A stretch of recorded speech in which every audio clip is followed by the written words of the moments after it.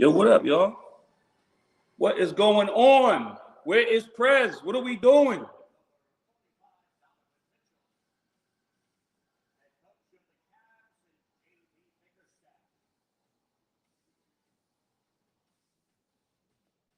What are we doing, ladies and gentlemen? What's up, everybody? I hope that the room is, everybody's coming over here, migrating from Instagram to obviously the YouTube channel.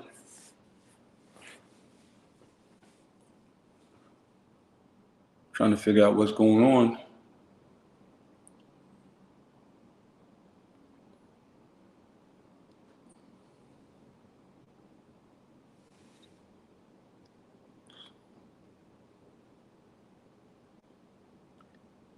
I don't understand.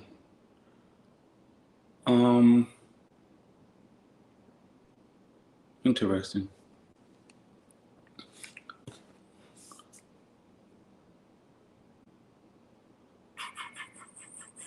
So we're waiting for Prez to get in the room.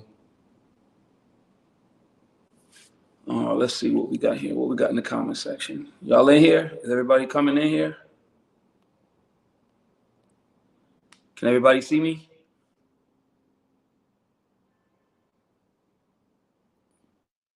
If you can see me, send me a heart. If everybody can see me, send a heart. So I know I'm actually visible, because they're saying Prez is not in the room. Okay, can you see me, Rich? Hold on. Yes. Rich. Yes. Okay, my God, this is. We got to figure this backstage thing out. Like, my God, this is bananas. Can you see me? All right. Okay, so we're here.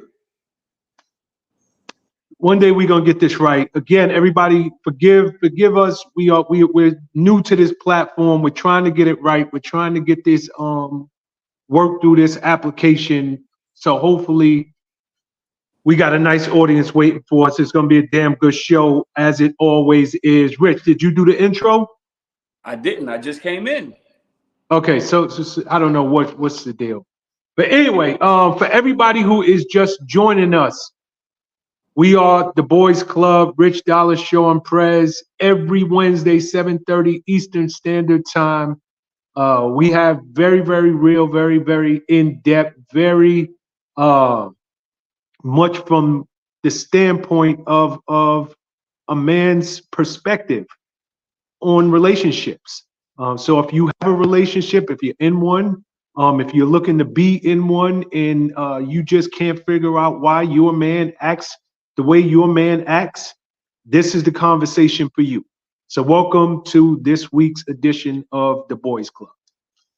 Okay, Richie D. You know, I'm hoping you're familiar with what our first thing I want to dive into tonight. It's a clip, with Joe Smith, ex NBA baller Joe Smith.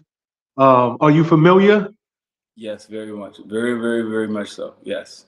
Okay, I didn't want to catch you off guard. I know last week I played a clip and you wasn't 100% familiar with it, but let me see. Hopefully this thing is acting correct. Let's get this first clip on. I think it's a lot to dive in here, especially from a man's point of view, because this needs to be unpacked for real. So bear with me. Let me try to get this first clip on. Hold tight.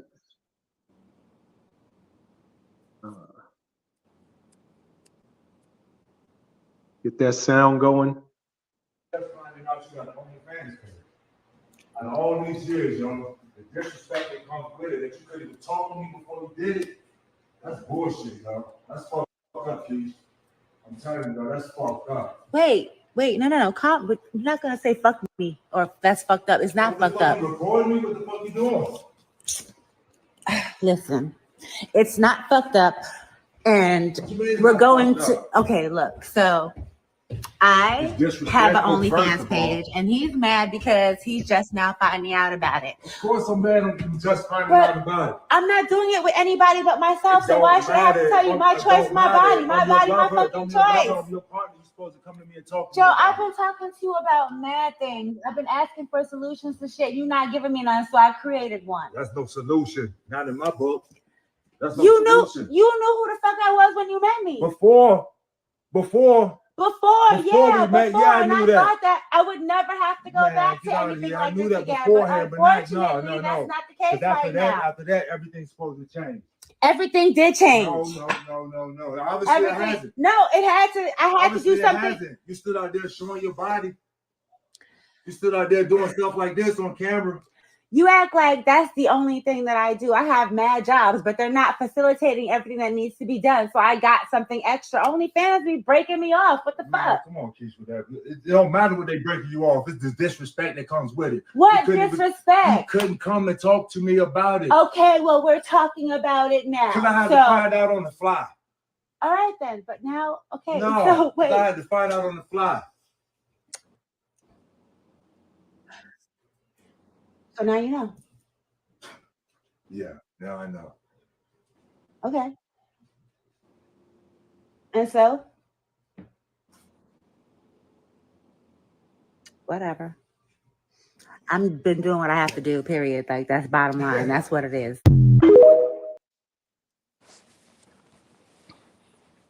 Okay. I don't even know that I need to say anything. Rich, what's your thoughts on that? And that's his wife, correct? Before we get into it?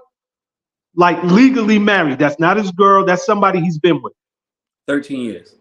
Okay. First of all,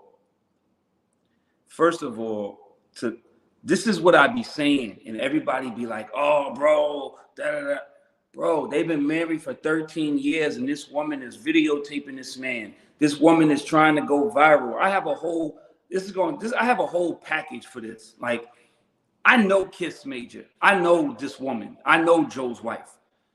Like, for a minute now. So I'm not even going to go into that yet. Let's just stick solely to what we just witnessed. Bro, this is a 13-year marriage. And this woman is out here with an OnlyFans page and did not tell her husband that she out here with an OnlyFans page. He had to learn on the fly.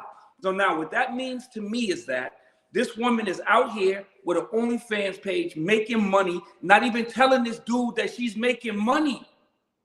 So now you sitting here and you trying to frame it like, yo, the family needs this, the family needs this. But you have an OnlyFans page and you are not even telling me that you are making money. You have an OnlyFans page, you're out here naked, you're showing your married body to other people, but yet you want to sit on this video and say, my body, my choice. No, it's not your body and it's not your choice. When you go into that sanctimonious marriage, when you go into that union, it becomes y'all. Everything is y'all until death do us part, through sickness and in health, through good times and bad times.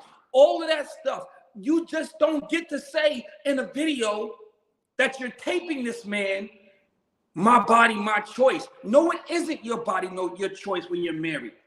I'm not saying that you can be raped, but then again, I'm not saying we're going to keep it exactly where we are. So everybody, don't try to make it seem like I'm saying something that I'm not. When you are married, you owe that man that common courtesy, that common respect to be like, yo, baby, we doing bad. Secondly, as far as Joe's concerned, I don't know how a nigga who's the #1 draft pick in the NBA, played for many years, is broke. That's beside me. But that's another conversation for another day. We could talk about lottery winners, athletes, all of these people who come into money really, really quickly, lose it really, really quickly. That's insane to me that Joe Smith, who's probably made $60 to $70 million in his career, doesn't have any money anymore. That's another story, but that's insane to me as well. Now,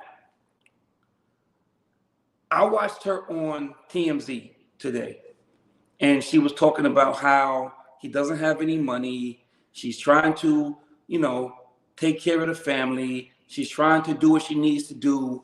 He knew she was a porn star before they got married. They've been together for 13 years now.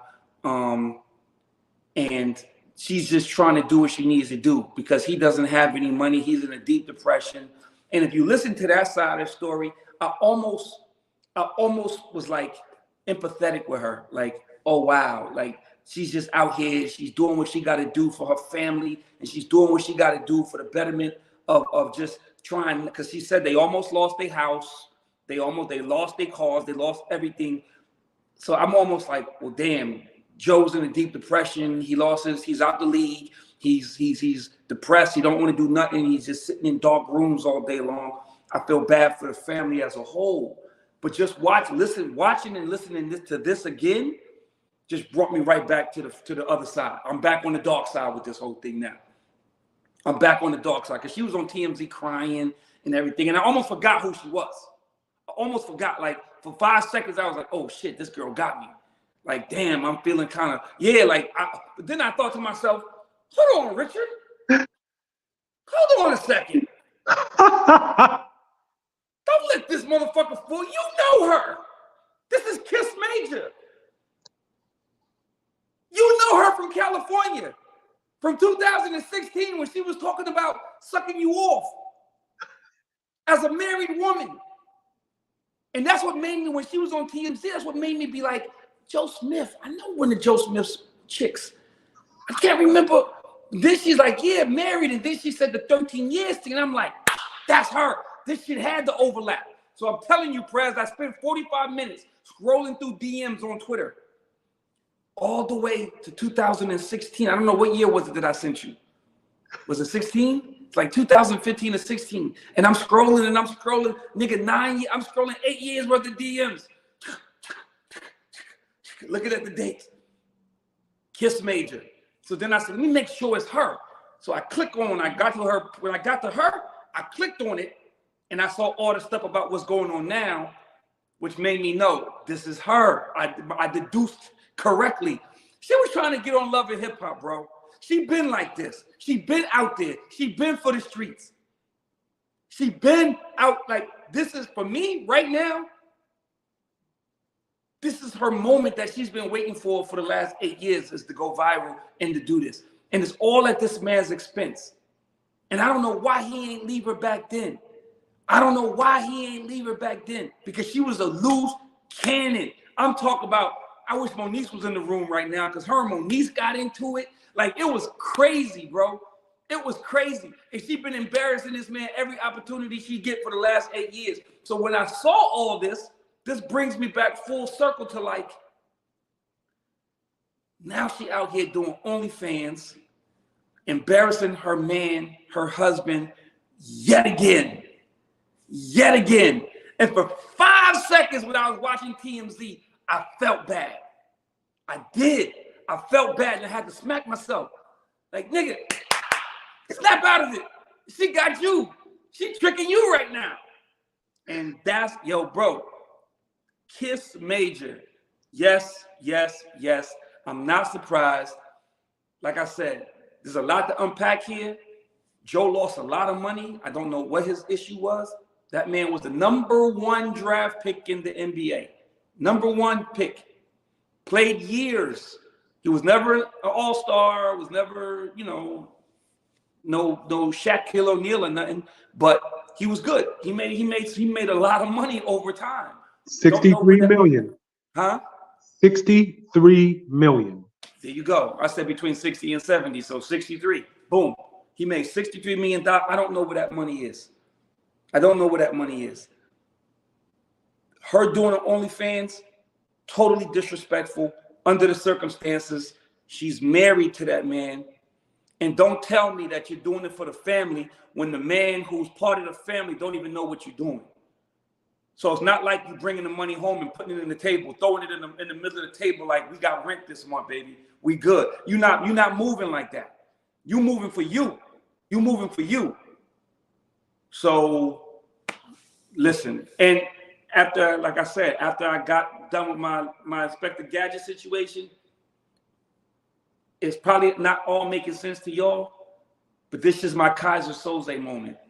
It's all making sense to me, bro. The glass drop, the walking, the limp, the whole, this is my Kaiser Soze moment, nigga. I'm sitting in here and I'm putting it all together. It all makes sense, man. It all makes sense. 13 years of marriage, Sean. 13 years. Okay. You got more? Nope, I'm good.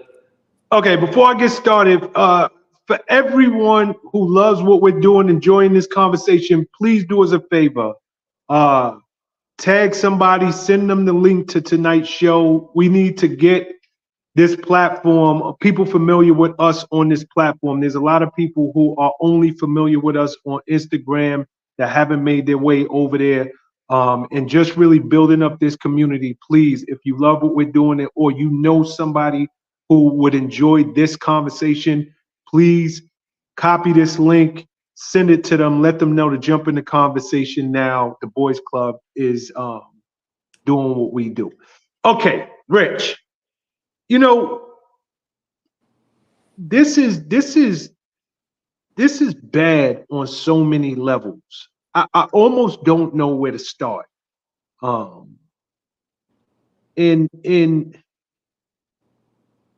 it's, how about I start here?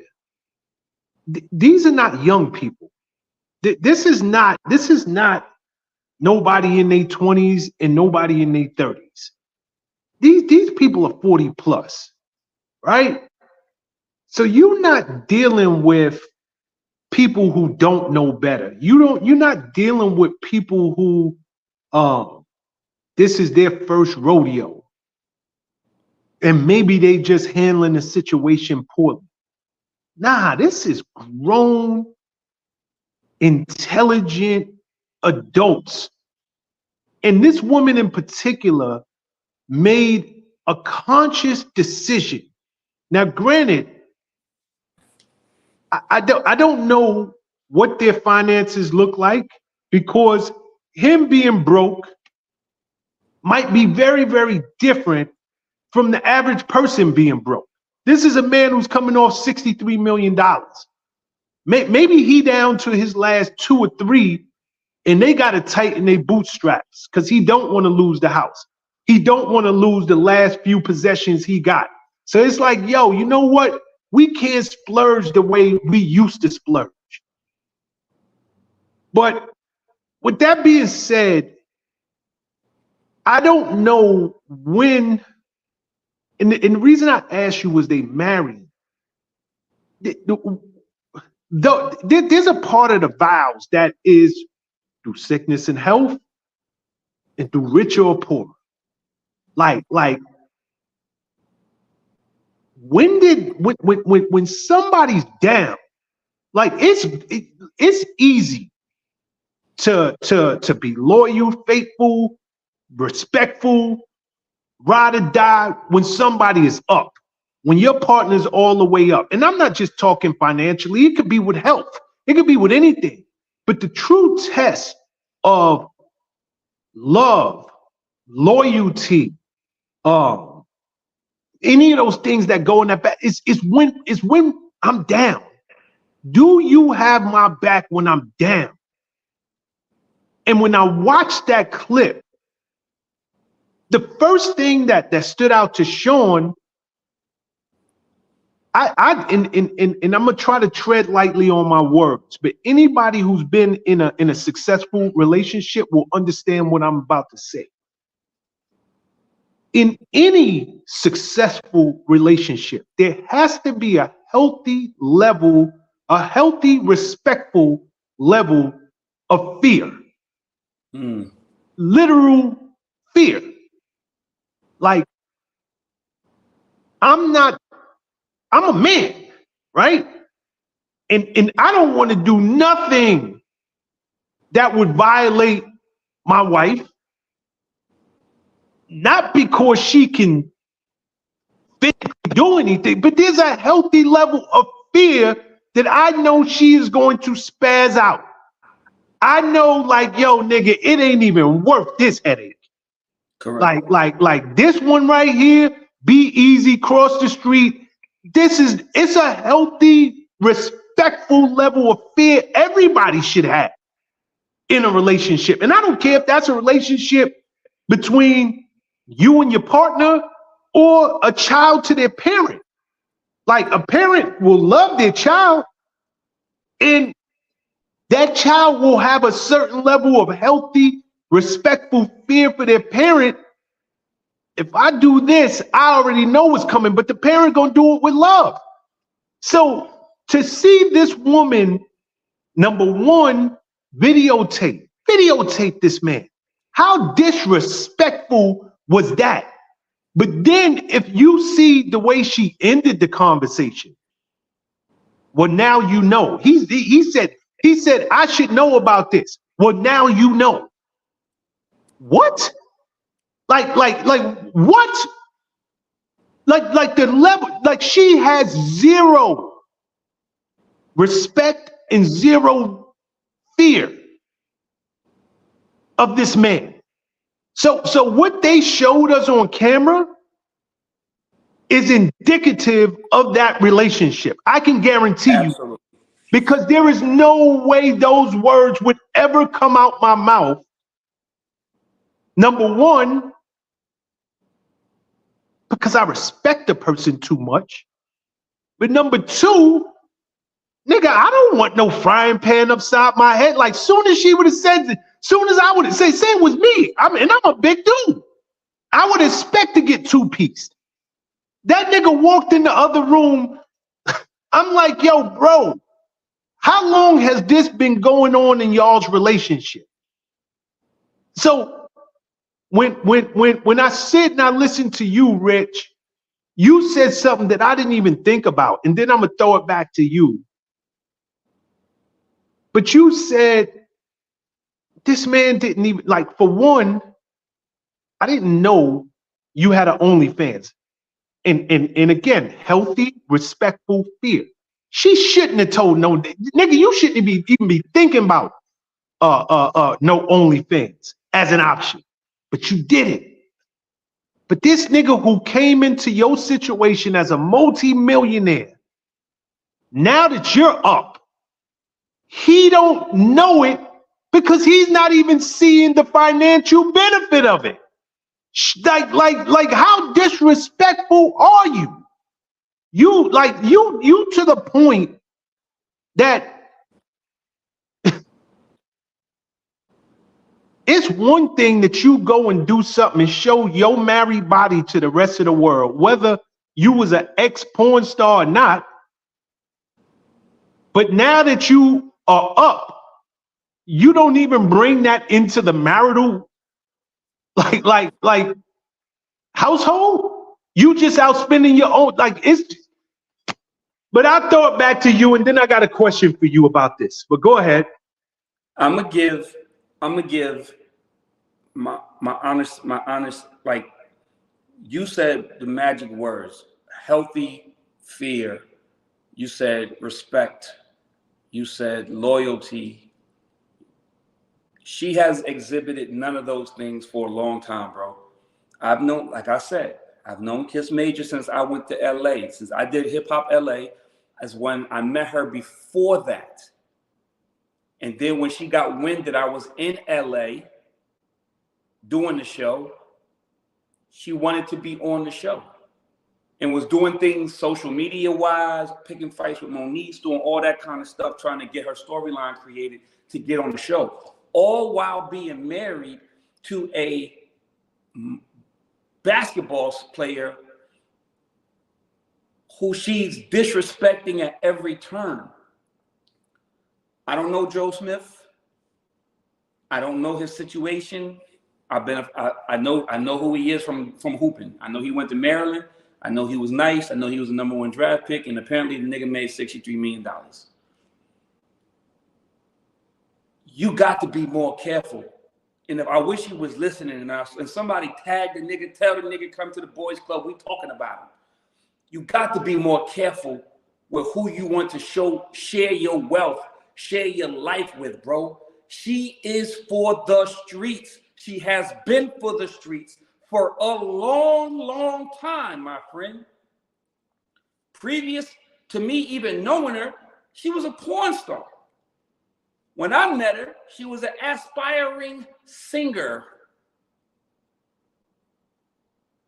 married to this dude all along because she has brought him up in conversation. Now, once again, I don't know all the stuff that Joe Smith's doing. I don't know how many times this nigga cheated on her. I don't know their intricate details of their relationship, and maybe she has a good reason. Maybe if she was here, and maybe we need to DM her and tell her to come on next week, because if she has a reason for why she disrespects this man, then I guess why are y'all, then my question becomes, why are y'all still together? What are y'all doing? This is toxic. This is crazy. This is disrespectful. So never condone putting my hands on a woman. Never condone a woman putting her hands on a man. It should just not happen. But this shit right here, I call this react juice. I call this react juice. It's like when something happened and you react. So you sitting there and you minding your business and somebody smack the shit out of you and you smack the shit out of them, and then you look up and you realize you just hit a girl, right? Like this is a reaction. Like this is not healthy reaction for a man that's been married for 13 years to come home and find out from his homeboy that his wife got I'm bugging. A man to find out from his mistress that his wife has a OnlyFans page is wild to me. It's wild to me. So this nigga got a whole mistress that's trying to get in good and is now snitching on his wife. Throw this whole relationship away. What are y'all holding on to? What are y'all trying to savor? What are you trying to fix?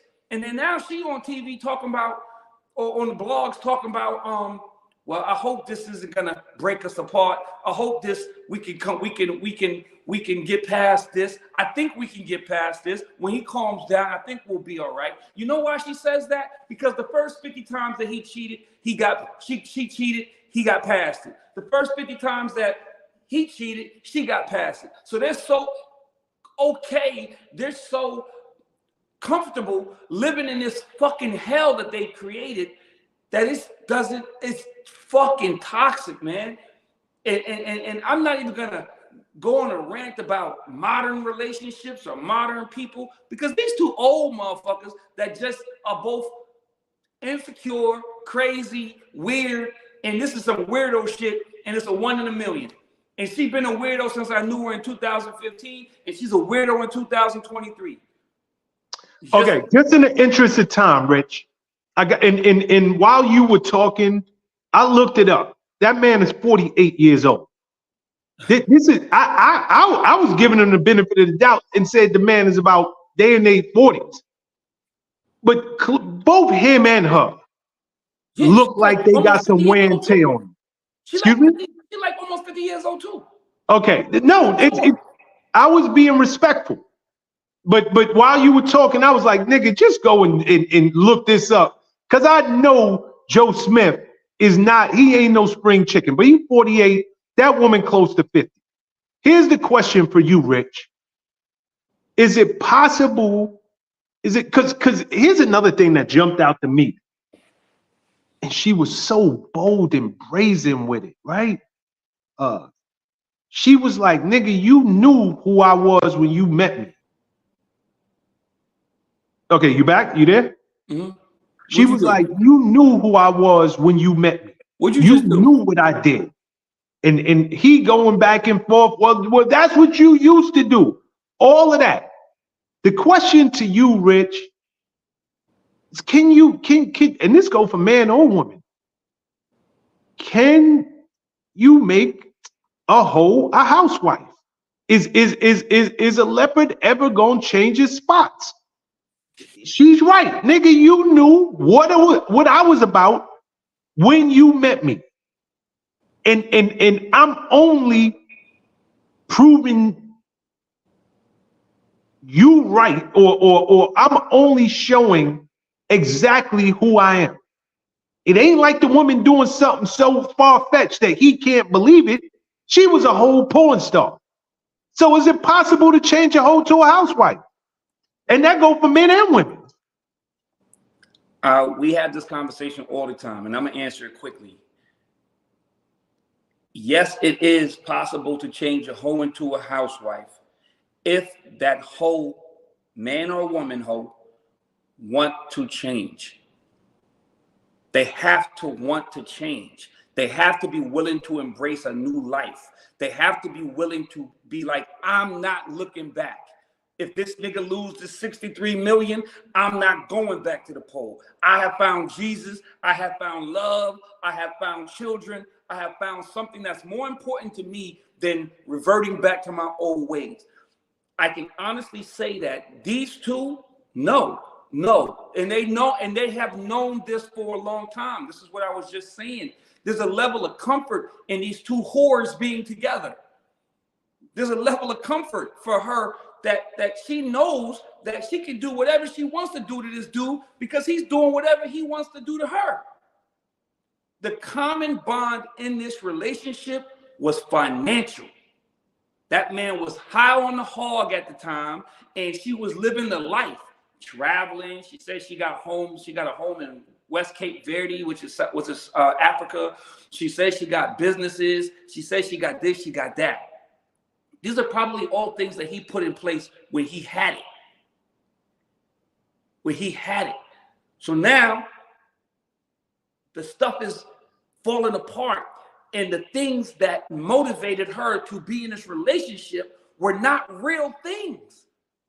They were financial. They were monetary. It was gifts and trips and houses and shit like that. It's not love. It's not respect. It's not loyalty. That's what has to be the basis of this relationship if you want to change a hoe into a housewife. But at the first sign of anything going left, she ready to go back to her old ways. And this nigga has known this. This is not new. So my advice, if you choose to make a hoe a housewife, man or woman, pay attention to the signs. You can't, I'm a firm believer in you can't determine who you fall in love with. You cannot.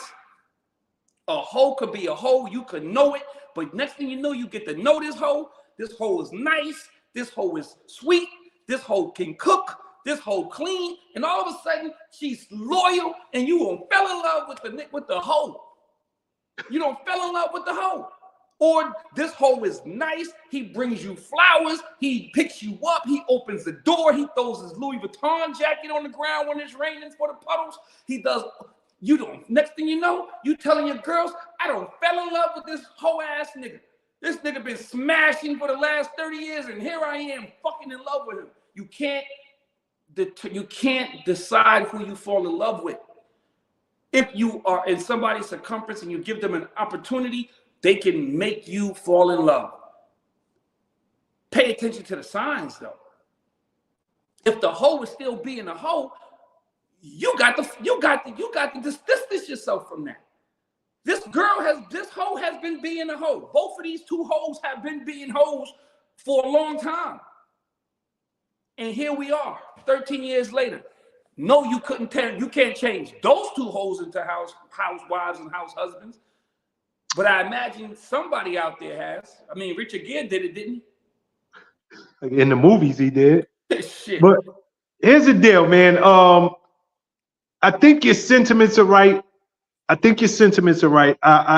disagree, and I know you disagree because we've had this talk. So maybe it's just me being literal, right? Where I'm about to go with this.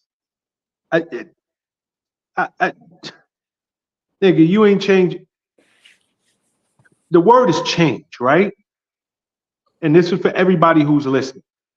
Let's talk about male hoes, because there's a whole hell of a lot of them out there.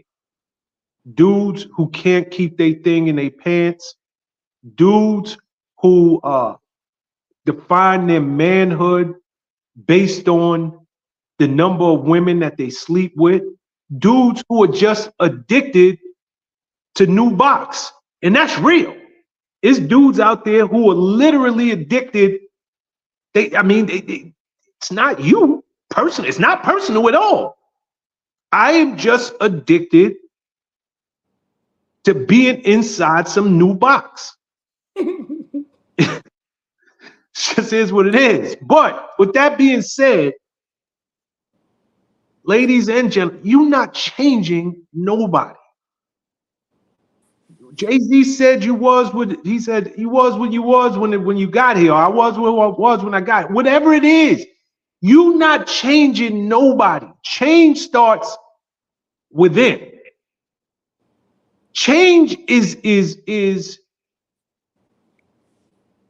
not. I mean, for anybody who come from where we come from,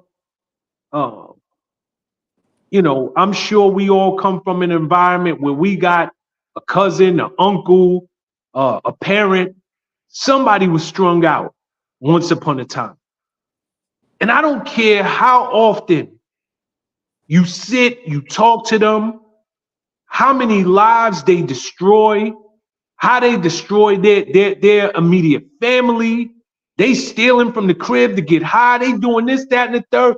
You physically taking them physically, putting them in rehab. By the time you get home, they at the crib before you get there. You like, nigga, I was driving. I just dropped you off in the rehab. How the hell you get home before me? People do not change until they are ready to change. They don't. So I don't care what they sell you. I don't care how great of a human being you think that these people are. I don't care how much you think y'all got in common, and I got better box than any chick out there, and this man loved me to death. And if this man is not willing to change, if a woman is not willing to change, if a woman out there and she making tens of thousands of dollars on OnlyFans, literally, like, think about that. Tens of thousands of dollars on OnlyFans. And all she got to do is sit in her house, take pictures, make videos, and upload them. Do you think you really got the power to have her walk away from that type of check? From that type of freedom? Meaning I can do this in my spare time. And I'm literally making tens of thousands of dollars. And you want me to do this because I'm your wife? Oh, hell no, nigga, you got to pay what you weigh. If a person is not willing to change, they are not going to change. And change comes from within. A person has to get to a point in their life through experience, through maturity, or just through an awakening. I am tired of living like this. I want something different for me. And that is the only time you're going to get your man to do better, when he sees that he wants to be a better version of himself. That's the only time you're going to get your woman to do better, is when she sees, I want to be a better version of myself. So I don't believe you can change nobody. I don't know what this woman sold Joe Smith. I don't know what the circumstances behind their relationship is. But here's what I do know. Just by virtue of the fact that Richard Dollars is on the boys club talking about 9 years ago, this woman was trying to give him the box. And he's been married to her for 13 years. This ain't no new hoe. This is a woman who been hoeing, and it been in her for years. She ain't never let that hoe ain't never came out of her, whether he knew it or he didn't. And this, and I'll give it back to you. Actually, I want to go to the next topic, but it's so disrespectful. Do you understand, Rich, how disrespectful it is that a nigga named Rich Dollars sitting in an expensive condo right now with his feet up smiling on the boys club is like, yo, your wife, this man's wife was trying to suck me off 9 years ago while she was married to him. And I sent my man, Sean the DMs just in case a motherfucker want to question the validity. And here's the deal, right? You know how disrespectful it is that me, of all people on planet Earth, got this woman's DMs now, 9 years later? It's like, yo, I mean, how can this man get back with her? bro. Like, I would feel so violated as a man. Real talk, Rich. As a man, there's no way. I got two. I don't know if you. Well, I already know the answer to this, but it ain't. As a man, there is no coming back from that. It's not. Sean, just think about this for a moment. This is happening now, today. And the niggas broke, and whatever the case may be for them. Imagine if when I was in LA, shit popped off, and I brought her on Love and Hip Hop. She was willing. This is what I'm saying. There's a level of disrespect that we like, and we can leave it here. I just want the world to marinate on this. This woman not was trying to suck me off on some like, hey, you cute. I think I want to meet you. She wanted me to work with her musically. She wanted to come on TV. She was willing to throw that man all the way under the bus on national television and come on TV with me and completely embarrass this man on VH1. Let that marinate for a moment. I mean, it's so disrespectful. Again, man, it's so disrespectful on so many levels. And I hope if he is thinking about getting back with her, he gets a hold of this episode. Because Joe Smith, I don't know you, nigga, but I used to watch you when you was at Maryland, and you was nice. I hate that you going through this, bro. It's disgusting. All right, let's switch topics. But again, for everybody who's rocking with us, please, if you're enjoying this conversation and you have a girlfriend, you got a boyfriend, you got somebody who enjoys these types of conversation, please copy the link right now, send it to your people, let them know the Boys Club is on. We're really trying to get our community up here on this new platform. So please let them know that we're on live right now. Okay, Rich, we got somebody who wrote into us, a viewer who's been rocking with us for some time. Now, I'm gonna read her message she sent us. Bear with me because, and I apologize to the young lady who sent this, but your ebonics is bananas. So reading through this, I had to read like 3 times to understand what she was trying to say. So bear with me if I mess this up, all right?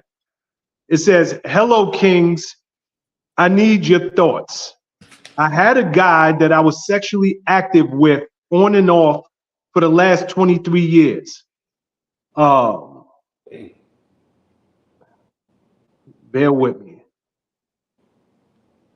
Okay. They didn't do anything for the last 4 years. So although they've been together for on and off for the last 23 years, they didn't do anything for the last 4 years. She says, not talking to him, he reached out and he made a statement to me. And here's the statement that he made to her. Yeah, I lost a lot of kids to your videos. She's like, huh? Then she sends us a screenshot of their conversation. She said, this dude literally sent me a 30-second video of him and her, which I was, and she puts a bunch of emojis throwing up. I actually felt he was recording for some odd reason afterwards. Anyway, she says, I felt betrayed. I feel like I should scare him and send a police report. What do you guys think? Clearly, he was recording them having sex. She said, my question to y'all is, how should I scare him? She says, I haven't talked to him in over a week. My next question is, if a man tells a woman that sex is just sex to them with the female, do they really feel that if they are, okay, I think I'm gonna paraphrase this. If a man tells a female it's just sex, but he's still recording her, what does that mean? Will a man still treat her like crap? Or is he recording her to keep her close to him? And I apologize to the woman who wrote this, but this is very difficult to decipher. It's like, hopefully I did my best. But go ahead, Rich, if you could pick I up. got it. Okay. I got it. First of all, honey, glad you're a fan of the boys club. I'm glad you sent that in. I'm glad you come to us for advice and you want the real. So because you want the real, we're going to give you the real. First of all, the fact that a nigga is sneak tip videotaping you shows he has no respect for you. He has no respect for what y'all are doing. He has no respect for you. Now, I can see. Now, the only way, like, there's a caveat to this. The nigga got Ring cameras in his rooms. He's been robbed, whatever. His house is under surveillance. And you just happen to come across on security cameras because y'all are having sex in the bedroom and he has security videos in the bedroom. And boom, that's different. That ain't taping you. That's just taping everything that's happening in this house. And you just happen to be something that happened in this house. Now, with that said, he's videotaping you, but he's not even I don't even know, like, this is so confusing to me because I don't know if it's a secret because the nigga clearly said, I lost babies to you and acknowledged the fact that he was videoing you. So maybe he thought you knew he was videoing you. Or maybe I just read it wrong. Maybe she was aware because it's so hard to distinguish what she was actually saying. Maybe she was aware and the nigga just didn't get rid of the videos after all that time. And then he sends her a 30-second clip of it and she's like, what? And which means that if he sends you a 30-second clip, ain't no man in his right, well, 23 years that y'all been rocking, so he probably feels super comfortable. But ain't no man going to do a sneak tip video and then send you a sneak tip video. Because you can clearly take that to the cops and that man is going down. You're not allowed, that's illegal. You're not allowed to do that. So ain't no nigga gonna, unless he's just a fucking moron and he's out here incriminating himself for fucking sexual lewd activities and shit, then that's so be it. But I would have to venture to say that this man thought you knew or was under the impression that you were okay with that. And but there's such a lack of respect in this whole situation. And the story is so hard to decipher that in one, you almost have to give two different versions, because if he knew and he is showing you the videos and telling you that over the years he's lost so many kids because he's masturbated to y'all's video, I guess that could be considered a compliment. I mean, I guess that he's saying, yo, you like, we get it in, and I'm into you. I've jerked off to you many times over the years. I'm into you. That would be considered a compliment, I would imagine, in some kind of weird way. But if the man is doing it and you don't know about it, and that's just a disrespect. So it could be, this is so weird for me because it's like the two extremes. Could a man who videotapes you and watches videos of you years later, could that be something that, I guess that's a testament to y'all's get down, because this nigga still finds that to be sexually arousing after all these years. So maybe there is hope for y'all if this is in fact the case. On the other hand, if the nigga sneak tip video of you, he's probably sneak tip video on a bunch of motherfuckers and you just want a mini. So, I mean, I don't even know how to answer this question, Sean, honestly. Truthfully, I don't know how to answer it either, Rich. The only thing I would say, because she asked the second question, let me just try to at least answer that part. She says, my other question is, if a man tells a woman that sex is just sex to them with the female, do they really mean that if they recording the sessions, question mark? I think she's trying to say, if a man tells a female that sex is just sex to them, do they really mean that if they're recording the sessions? Will a man really treat a woman like crap to hide the way that they treat them, to keep them okay, you're gonna have to write back in. Maybe you're gonna have to get an editor next time. And I'm so sorry, because I don't mean it in a disrespectful way. But if somebody is videotaping you, I got a couple of thoughts. Number one, If somebody is videotaping you without your consent, go to the cops. That's just dead wrong. So there's nothing else to discuss there. I don't care if y'all been in a relationship for 24 years or not. That is just completely dead wrong.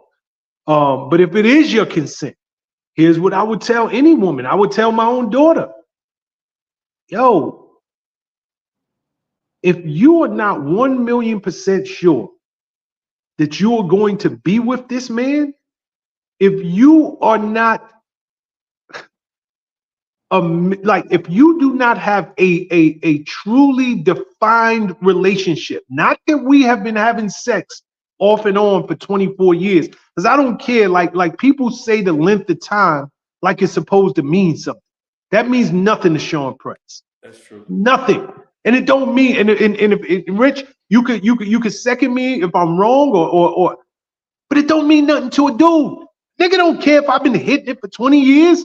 Like, you knew what it was for 20 straight years. Whether we've been doing it for 20 months, 20 years, you knew you wasn't my girl. We ain't never got that confused. You knew it was you and everybody else. But with that being said, I would tell anybody who does not have a defined relationship, this is my man, it's my husband. This is somebody that we are exclusive to one another. You're not sleeping with nobody. I'm not sleeping. Now, granted, people lie. We know that. Not everybody is truthful. I didn't say that. What I'm saying is the conversation has been had. It has been discussed. And there is a defined relationship that you both have agreed to. Now, whether one of y'all don't live up to the terms of that is a whole different story.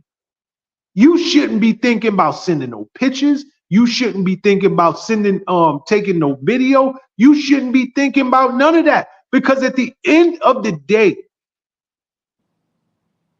once it's out there, it's out there. We just heard Rich talk about Joe Smith's wife sending him DMs, trying to get with him 9 years ago. Rich said, I just spent 2 hours scrolling through my old DMs. Like, do you know what it takes for a nigga to sit there? Like, I don't know what Rich should be on his mind. I don't even have the patience to do that. Do you understand the determination that it takes for a nigga to be like, I know this woman and I'm going to keep scrolling until my thumbs get sore and find it? What if there was a video he was looking for and this woman is sucking him off? Like what if it was a video that she sent him, never physically met him, and she playing with herself with her face in the camera? What if it I would not suggest to no woman. None. Now, granted, it's some dirtbags out there and people do terrible things. But if you don't know that you are in a committed adult relationship with somebody, I would tell a woman all day, every day, don't send no pictures, don't send no videos. And if you do, understand that one day they could come back to haunt you. And it's just as simple as that. Okay.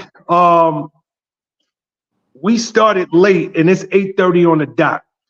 We got people on the backstage. So Rich, do you want to go to another story? Or you want to bring people in backstage? On you. We can bring them in. We can bring them in. Okay.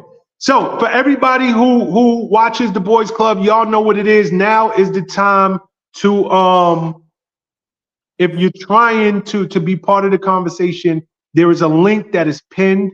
All you have to do is click that link. It will bring you backstage, and we will bring you onto the live one by one. There's some basic rules that we have. Number one, you must be in a well-lit location. Number two, you must be willing to show your face. Number three, what is number three? I forget, but you must have a question.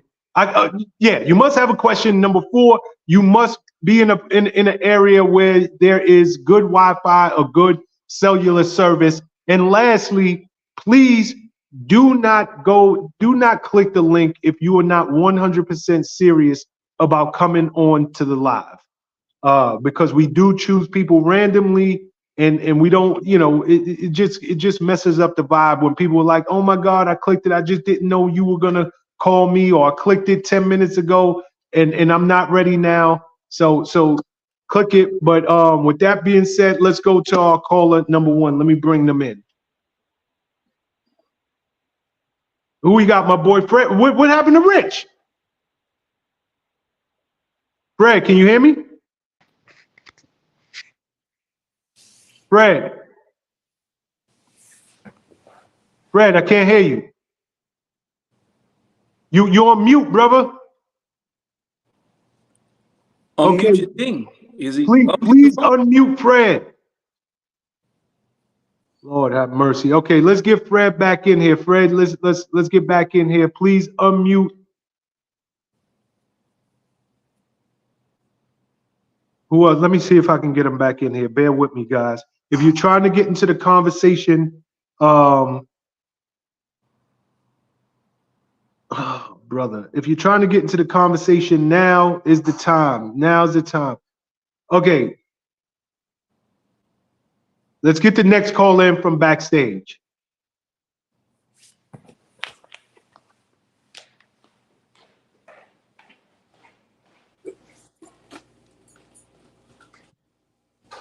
Okay, who we got? Dale? Yes, sir. What's up, brother? What's up, family? Yo, Dale, you're not in the car today. Nah, I'm stuck at the day gig trying to read through some docs before I cut some people out at work tomorrow in a good way. Oh shit, Dale. Me and Dale hung out this weekend. Excuse me. What's this? Oh shit, Dale. Anyway, I didn't even notice it was you, brother. it's all good. Appreciate the I have a question, and I think Richie, we talked a little bit about this last time we sat down, right? What is your suggestion for people? Because I don't work the level you do in the industry, but I've been around TV, film, and people are so caught up in reality shows. Like, I want to live this lifestyle. I deserve to find a man like Richie who's famous and got some bread. I deserve, Sean's doing his thing. He's not married, but I deserve to be around this element of people. What do you suggest for reality check for people who are just stuck on this celebrity worship and stuck on, I think I want to be in this life, because they see this thing that we do on camera, but there's a life that people live off camera. Like, what do you suggest for all these people who are just so caught up in celebrity worship and following Will and Jada and all this other stuff? I mean, the reality is, what do you mean from a relationship perspective, nigga? You asking industry questions now. No, for a relationship, because people are drawn by the industry and the lights and glamour, but then they're drawn to certain people who are in it. So I'm just like, so when someone sees you out, and I've been with you, and it's really, I guess it's different when someone gets to know you and they see people like, oh my God, that's Richie, knocking people over and like just run up on a table. Like on Sunday night. I was trying not to go there, but yeah. So, like I say, everybody's regular, bro. Everybody's regular. And what people fail to realize and women fail to realize is that when you meet dudes, it's better for everybody involved to just be yourself. Because after everything, like, think about it right now. We're dealing with the whole Joe Smith shit, right? Joe Smith girl, she didn't pick him because he was a good dude. She didn't pick him because she liked him. She didn't pick him because I could see this man fathering my children. She picked the nigga because he had $63 million to the good. Right. He was playing for whoever he was playing for at that time. I don't know who Joe Smith ended up with. I think maybe Golden State was his last team. I can't remember. But that's what happens. This is that's a microcosm of today's society with women who don't do it the right way, or men who don't do it the right way. Men are just as whack as women. Men are just as whack as women. Women are whack and men are just as whack, because this celebrity group, this men groupies are worse than female groupies, bro. The man who out there who just looks at this woman from across the room and Taraji P. Henson's like, oh my God, I gotta fuck Taraji. And for the next 6 months, you listen to this nigga talk about how he dating Taraji. Right. Or how he dating Tamar, or how he dating such and such. And these shits never end, they never end well. They never end well if you go into these relationships with the wrong motives. The wrong motivation is a death sentence. Joe Smith is learning right now. He don't spend 14 years with a woman. The 14 years that man been with that lady since he was 34 years old. Right. But like the song says from one of my favorite singers, you knew what this was. So this is what always amazes me is when people are surprised that they pick somebody. And don't get me wrong, I've been guilty of it too. I've seen the supermodel hot chick that's just like, oh man, she's interested in me. All right. And then you get kind of brought into that world but then I'm smart enough to know, wait. This is not the real person that I kick with. This is an image for the rest of the world to see. This is not her. So I have to back out of that and then recognize there's times when the cameras may be clicking and the camera's on her and I'm way off in the corner of the red carpet. It is what it is. But I don't lust for that. That's the difference. Some cats, that's all they lust for, is they want that fame. They want to get next to people who are famous and rich and powerful for some reason. It's easy to live vicariously through somebody. It's super easy to live vicariously through somebody. Right. And through then a man or a woman. I'm telling you, I see a lot of dudes. A lot of dudes will be like, yo, I'm messing with Shorty. And I'll be like, yo, word? Shorty, she's kind of trash. You know what I mean? Like, yo, Shorty's kind of trash. And the nigga be like, dog, you know who that is, right? And I'd be like, yeah, nigga, she's still trash. Right. Don't give a fuck if she's in such and such group or that TV show. She's still trash. And niggas, and the same thing with women. Women are looking beyond men, beyond looks, beyond attitude, beyond how they, all the other stuff that is important. And that's the problem with today. That's the problem with today. People look beyond the things that we used to deem to be important are not important anymore. Right. And that's why I go back to what Sean was just talking about. We were just talking about the whole sex tapes and all that stuff. That's just not even Kardashian made that shit. It's not even taboo no more. Crazy. Man. So now the crazy thing is, before you were like, oh my God, that's a scandal. Bitches is leaking their own shit. Krishan Rock is leaking her own shit. Yep. To blast Blueface off because she wants his baby moms to know that she's still fucking him. So she's leaking video. Women are leaking videos, dog. This shit is so crazy to me. Women are leaking videos now. Yep. Because it has become so second nature. The women, the girl, what's the girl's name? The ugly girl that looked like Thug. What's the singer, hip hop? Sexy Red? Sexy Red. Sexy Red. She leaking her shit. And she put like, come on. And then after it go viral, then she try to walk it back and say, "Oh, right. Shit got hacked." Your shit didn't get hacked. Don't leak that video. Right. You got a record called "My Pussy Pink and My Asshole Brown" or whatever, and you just showed the world, and you continue to have that conversation as if it didn't bother you. It doesn't bother nobody no more. This world is so upside down, and the things that we used to value in relationships, nobody values anymore. Yo, Rick, let me ask you something. To Dale's point, do you dismiss? And I'm talking to you personally, Richie. Do you dismiss all women that approach you, or can you disseminate who is coming at you? Because you are Rich Dollars, the public figure, or Richard Trowers, the individual. Ooh-wee. This is. Go ahead, Dale. What you was finna say? You got an answer to that? I've been a witness because he's cordial to everybody. 4 times in the last year and a half, been around him and seen it go down. Well, some chick will walk up to him and 2 or 3 bangers. You know, he and I have very similar tastes. So I'm sitting there looking, and then I'm elbowing him like, he's like, "Oh, yo, leave her alone." And then she comes over and he says, "Hold on a second. Yeah, I met her such and such and such." Like, last year Halloween, we're sitting on the couch about to leave. 2 sisters sitting there. This one chick is real attractive. They got on this little cat suit, and she keeps looking at Richie. Her sister is sitting on the couch to me, asking me about Richie. So I'm like, Oh yeah, I know. That's my boy. Yeah. You know, is that the one from the show? I'm like, I know you're talking about. Yeah. I'm like, you know who he is. So Richie's like, yo, she's nice. Let me go holler at her. So he starts talking to her. Now I can't hear what's going on, but eventually at one point he just comes back and sit down on the couch and starts shaking his head. And I'm like, that didn't look over well. He was like, yo, my man. She's like, you wearing a Rolex. That's what I was getting ready to say, the Rolex chick. Yep. So go ahead. To answer your question, Sean,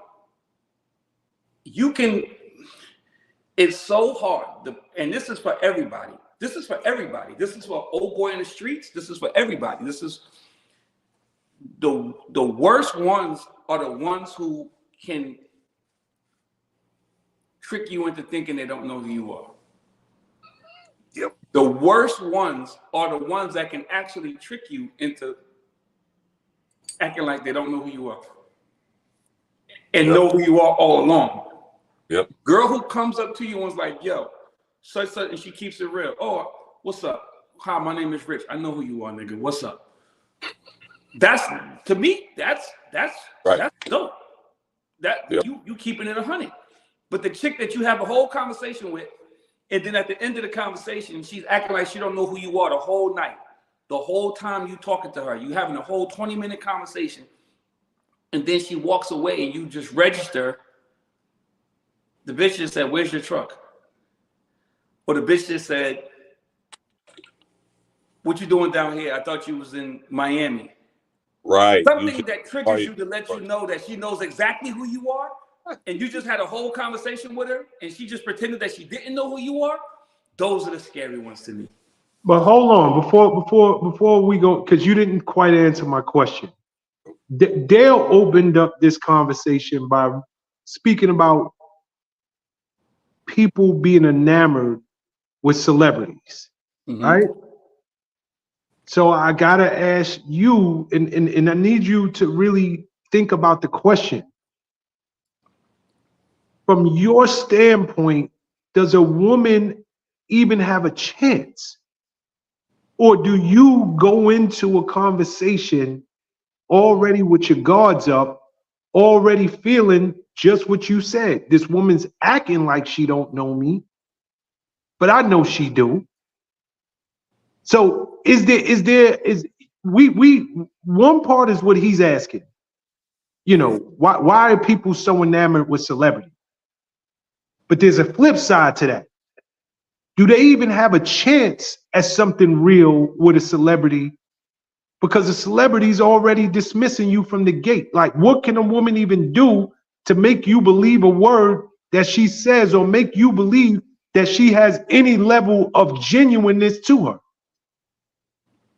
Good question. Yeah, good question. It's a process. It's a process, because I think that my superpower is I come from a place of no. And I'm not a bottle popper, and I'm not that guy who, I mean, Dale, we actually had this conversation the other night. I'm not a bottle popper. I'm not that guy. I'm not that jewelry guy. Like if you like, I'm not that guy that you have like that is out there flaunting. So you almost have to come to me on a different level, because that stuff doesn't impress me. Sean, we've been around that for too long, for too many years, and seen too many niggas move exactly like that and win over time. And those relationships were always whack relationships. I come from a place of no. I come from a place of no at all times, and that's my superpower. So in order for you to show me, and this is why, and this is actually a very good question, because this is probably why it's going to be so difficult. Because I already think relationships are a race, especially in regular relationships, much less high profile relationships, or relationships that a woman wants to be high profile, the guy wants to be high profile. Because now it's a race to see how much can I get from him before I get what I need, before I have to give out him for him to get what he needs. So now you guys are racing to see who can get what they need to get first. That's number one. Number two, you're right. You've already been dismissed. But you have, but a person would have a criteria in which is my little secret, or whoever's little secret, that this is who you know that you need to be interested in. There's certain things that people do. So it's not an automatic dismissal It's not an automatic dismissal. It's almost like a test. It's almost like a 5-minute test. A conversation is a 5-minute test before we decide if this is a dismissal or you fronting or you flying, whatever you want to call it. That's what it's all about for me. So, do you dismiss women? No, niggas don't dismiss women. No, if it ain't nothing else, it's gonna be some fucking going on. But and that might not be real, right? That might not be the real deal. But there's still gonna be some fucking going on. And at the end of the day, then we'll figure the rest of this shit out tomorrow. And that's probably never gonna go anywhere from there. But if in fact you get the genuine, and I can get beat. Everybody's been beat, burnt, fooled, tricked, whatever. If you get the energy that this person is good people, then you will treat them accordingly. If you get the energy that these people are good people, then you treat them accordingly. You sit down with a girl for, go ahead. No, I was going to say, because we got people waiting to get in. Dale, you got the last word, and then we want to bring some other callers in. I just want people to say, stop trying to manifest. Just be real. You talk about manifesting. We talk about I'm agreeing something magical. Just be honest, be real with people, and you will find that being who you genuinely are will go much further in life. The reason why I even get a chance to be fortunate to sit with Rich and just hang with him is I saw him around the city a few times. And one time he sat down, he had a hookah like a little punk, and he started doing his little, he didn't like my ascot. So we're talking shit back and forth. I got Kevin boys. Samuels. There you see, I was there that shit go. Mike Lowry was talking shit. So, but from that point on, he saw that I'm the same person with him as everybody else. And I saw that he was in the cut. He wasn't even trying to be, hey, bring me 10 bottles and put the camera on me. He was like trying his best to stay, put his hat down, suck down on the couch so nobody really recognized who he was. What's your point, nigga? My point is, I want people to be, it's okay to be genuine. Stop trying to be a made up version of who you are, because who you are is going to come out anyway. So when you encounter people, whether they're stars or regular people, just be you. Be strong enough in who you are. Get therapy if you need help, and stop trying to fake it till you make it. Just be you. Be genuine. Makes life a lot. Great advice, Dale.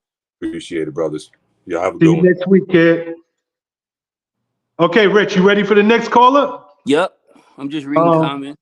Dale usually be pissing people off, but that was some great advice right there. I don't know how Dale came in tonight. He came in.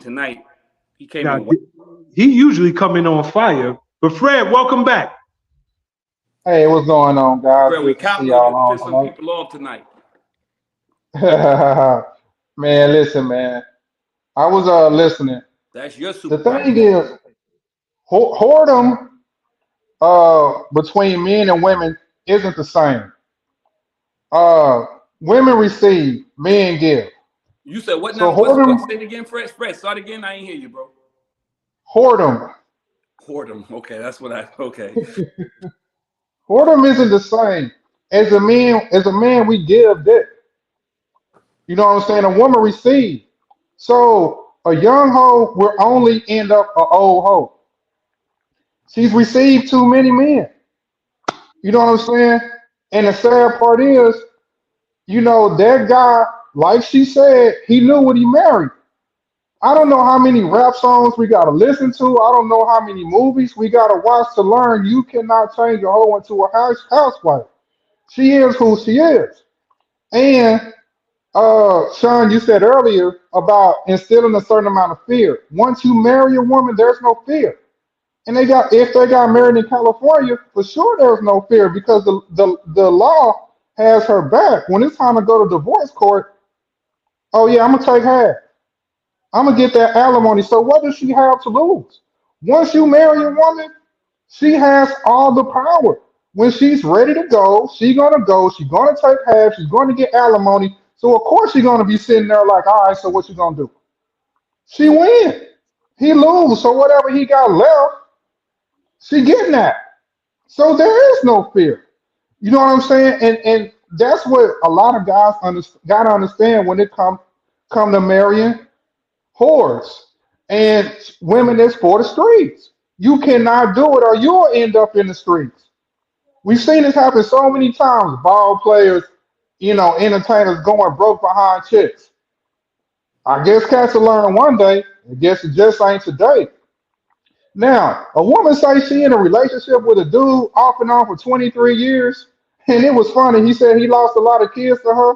He probably lost a lot of kids inside of her too over that amount of time. So he's been losing kids to her for a while. Probably a few in the abortion clinic, probably a few in the throat. So why would why would he respect her? They been messing around. How do you just mess around with a woman for over 20 some years and she cool with it? She they didn't get married, just fucking. Who does that as an adult for over 20 some years? What kind of respect would he have for her? She been down with it the whole time.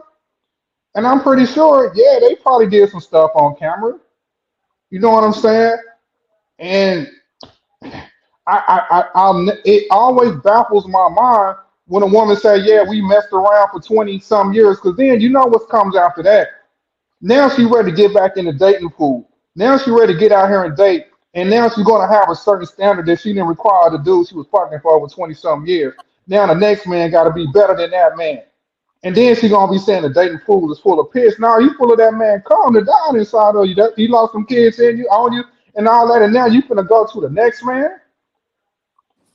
Like, come on, man. What are we doing out here? And at the end of the day, that dude, that's why I say whoredom ain't the same between men and women. Because as a man, when you nut a woman, your nut is alive. When it go in her, it dies. Fred, let me tell So you now something. she got, uh-huh. Let me tell you something, brother. There's a lot of men out there who are with a whore right now and don't even know it. I come from New York City, boss, and I can walk into a building and every nigga in this tenement, this project, knows shorty's a whore. But there's a nigga 6 blocks away who has no idea. Unless he come to the projects and the niggas in the hallway or the niggas outside, they schooling him about how many dudes don't came up here and they don't seen out their window coming and seeing short. There are so many whores out there. And when I say a whore, I don't mean a woman in the club who's visible. There are some real good actors. There are some real good women and men who are out there doing their thing and don't nobody know. A nigga could be with a whore right now and think he got the best thing in the world. He don't, because the way she carry herself or the way he carry himself would never dictate your mindset to be like, yo, this dude is just wilding or this girl's out here wilding. You witnessed her in the club tell niggas, nah, get out my face. I'm good on the drink. Leave me alone. I'm just here with my girl smoking hookah, whatever the case may be. You witnessed that. So come on, Fred, don't do that. Now, I understand the concept of women like men who have history because women are competitive and that they look at that as high value. A lot of women like him. So I guess I'm supposed to like him too. Men, on the other hand, can't take the fact that their mindset is their woman laying down with another nigga pounding her brains loose, and he can't take that visual. So men don't want a woman with a high body count, but women tend to. They would say they don't, but I would venture that women tend to like gravitate to dudes who other girls gravitate to. So I understand that concept, and I agree with you on that. But the trick of all tricks is when these people are moving around, men and women are moving around and you're being tricked. You don't know you're with a whore if you don't know you're with a whore, if that makes sense. Well, I think what guys got to do is sharpen up their hold on. You got to sharpen up your hold on. And what you do is when you sitting in front of this Hold woman. on. Did you say your whole dar like a radar? Yes. Yes. All right. Go ahead, Fred. Listen, when you sitting in front of a woman, you got to look at her eyes. Look in her eyes, and you should really see the trapped kids behind the eyes. The kids that are begging for help. The kids that's trapped in there. You just look in her eyes, and you should be able to see the Nigga, you sound hopelessness crazy. and the death in her eyes of all the kids that she's killed, that she let die inside of her. See, if you use your hold on correctly, she shouldn't be able to trick you for long. At some point, something should go off in your head that plays the song by Luda, use a hoe. Like whole tendencies, whole activities. She wants to go to the hotel. She got the whole smell. Like she's old.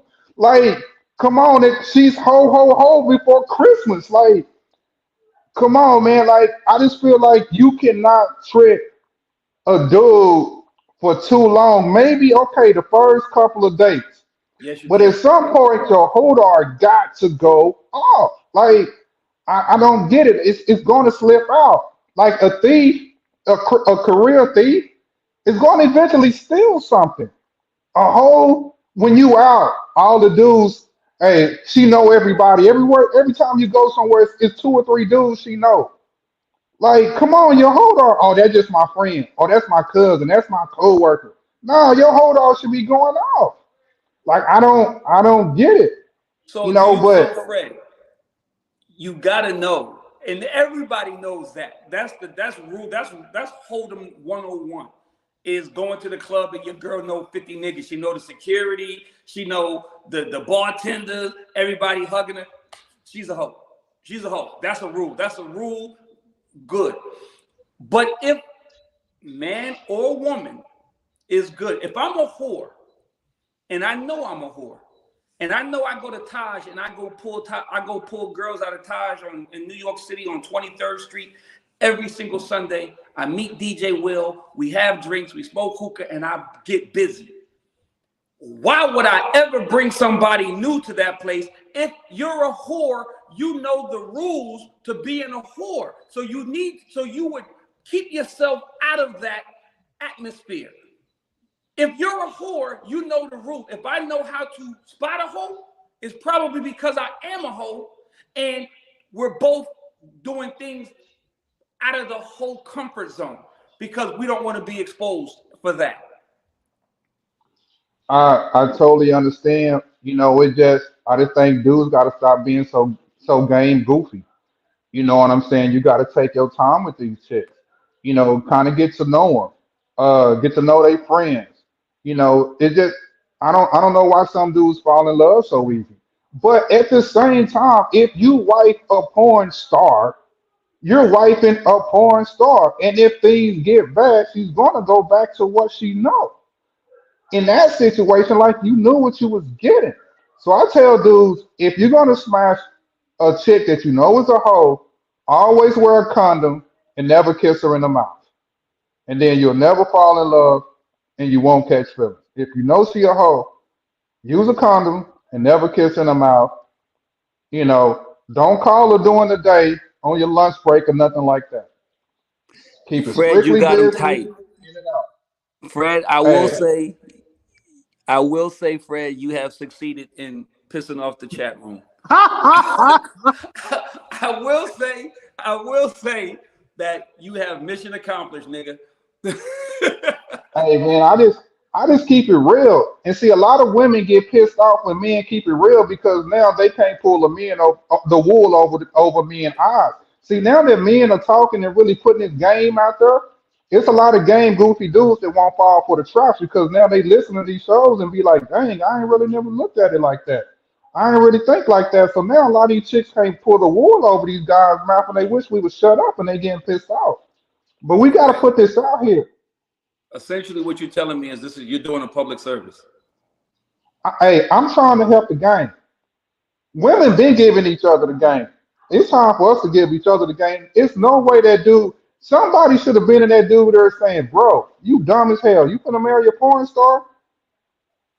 He should not have looked her in the eyes while she was giving him head. That you can't do that. If you smash, she's a professional sex worker. You look in her in the eyes, you probably cuddling with her. If you're gonna smash a sex worker, first of all, don't cuddle with her. Turn the other way so you could think about the other chick, not her. Don't kiss her in the mouth. Don't cuddle. Don't look her in the eyes. Really, you need to be rude. Like, these guys got to understand the game. Leave transactions as transactions. Hold on, Fred, because you got me dying over here. But I gotta ask you, which I never did. Was you always like this, or did something happen and you become this person? So I came up in a very religious household. I got married. I was married for 17 years. I started dating. I was a simp. I was a simp probably for at least my first 4 years of dating. Is After this after your marriage? Yeah, after I got divorced, I didn't know what I was doing. I'm like a dude that just got out of jail, and they throw a smartphone in my hand, and I don't know what I'm doing. So I'm out here meeting these modern women. I'm dating. I'm getting used. I'm being taken advantage of. I used to be the dude where a chick is on a date with me, texting another dude to see if he's available when I'm done. So when you go through that, and you go from being the simp to now you that dude that now a chick laying in bed with you on the phone with her man saying, "Hey baby, I'm gonna be home in a little bit. I'm wrapping up with my friends." It changes you when you go from the simp to the guy that can pretty much get what he wants. It changes you when you really start looking at it different because you've been on both sides of the fence. And you know what I'm saying? My thing is now, let me help the brothers before they get used. You know what I'm saying? Before you end up getting played, before you end up moving in with a woman and things go sideways and you lose everything. Before you end up spending $600-700 on a date and then you don't hear from her no more. So have I always been like this? No, but you gotta adapt. So I had Okay, to. hold on. I got another question because I want to get some more callers in here. Do you believe? You was married for 17 years? We don't need to get in your business why it ended, but do you believe in love anymore, or do you feel that this is just all a game and you gonna get what you can get, and you know these women is out here trying to get what they can get? I'm in love now. What? Yeah. Oh yeah, Fred do got a girl. That's right. Hold on. You just messed me up so crazy. You in love? Yeah. How long you been with your girl? We've been together for a nice period of time. Well, how long is a nice period of time, Fred? Nigga, okay, I nigga, would you say, playing games. Come on, no, Fred, I you would get up say, here. Huh? no, I would say about a good year. It's about a Fred? good year, but I guess it's a conversation we have to have when we talk about age gap dating. Nah, Maybe nigga, we should have like, that nigga, don't be conversation dodging another these day. questions. It's the boys' club, and you getting caught Right. up now, Fred. I'm in love now. You in love with a chick you've been with for a year. Yeah. You don't And That's really why I had to get you off the said, phone a few weeks ago and pick up my girl. I know, I remember. And just so you know, because I don't know if she watching, you said like a year. So you sure you ain't throwing on a couple of months? Somewhere around there. I'm bad Yo, with. Fred, don't let me find Listen. out. Okay, go ahead. No, I'm bad with dates. I'm bad with dates and I'm bad with names. 'Cause that's just how I am. I'm bad with dates and names. That's something I got to work on. But yeah, I love Nigga, love. you know when you met this chick. Y'all got an anniversary. Come on, Fred, don't do this to me. I would say it's been about a year. Okay. Fred, I don't know. Listen, I'm gonna ride with you because I believe in love, and I ain't like. Yeah, But I some of the believe in stuff love. you've been saying is very contradictory to a man who's in love right now.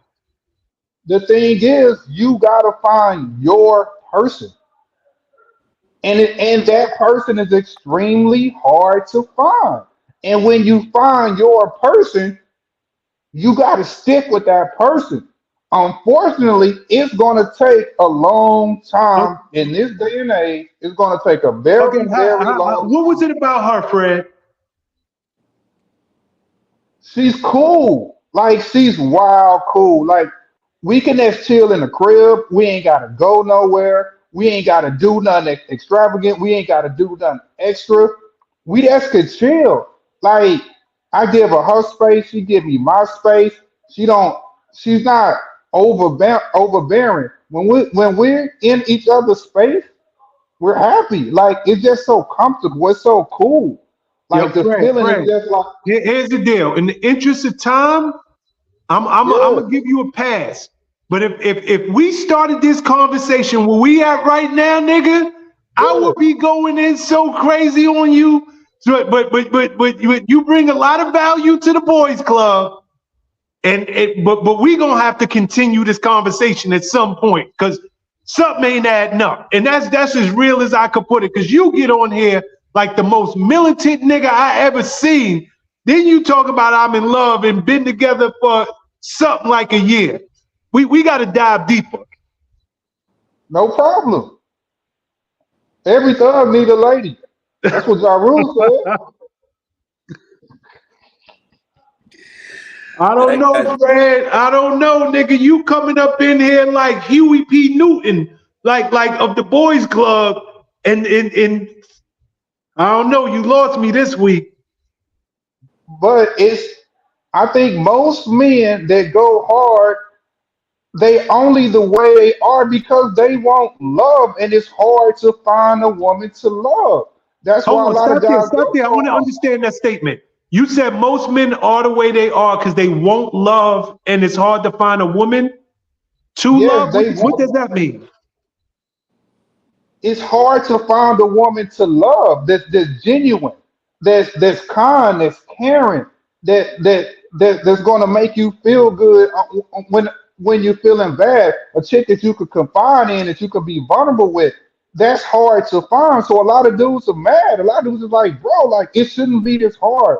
Why are you like this? Why is she like this? You know, why I can't just be who I want to be? So a lot of times dudes are frustrated because it's like, why can't I find this woman?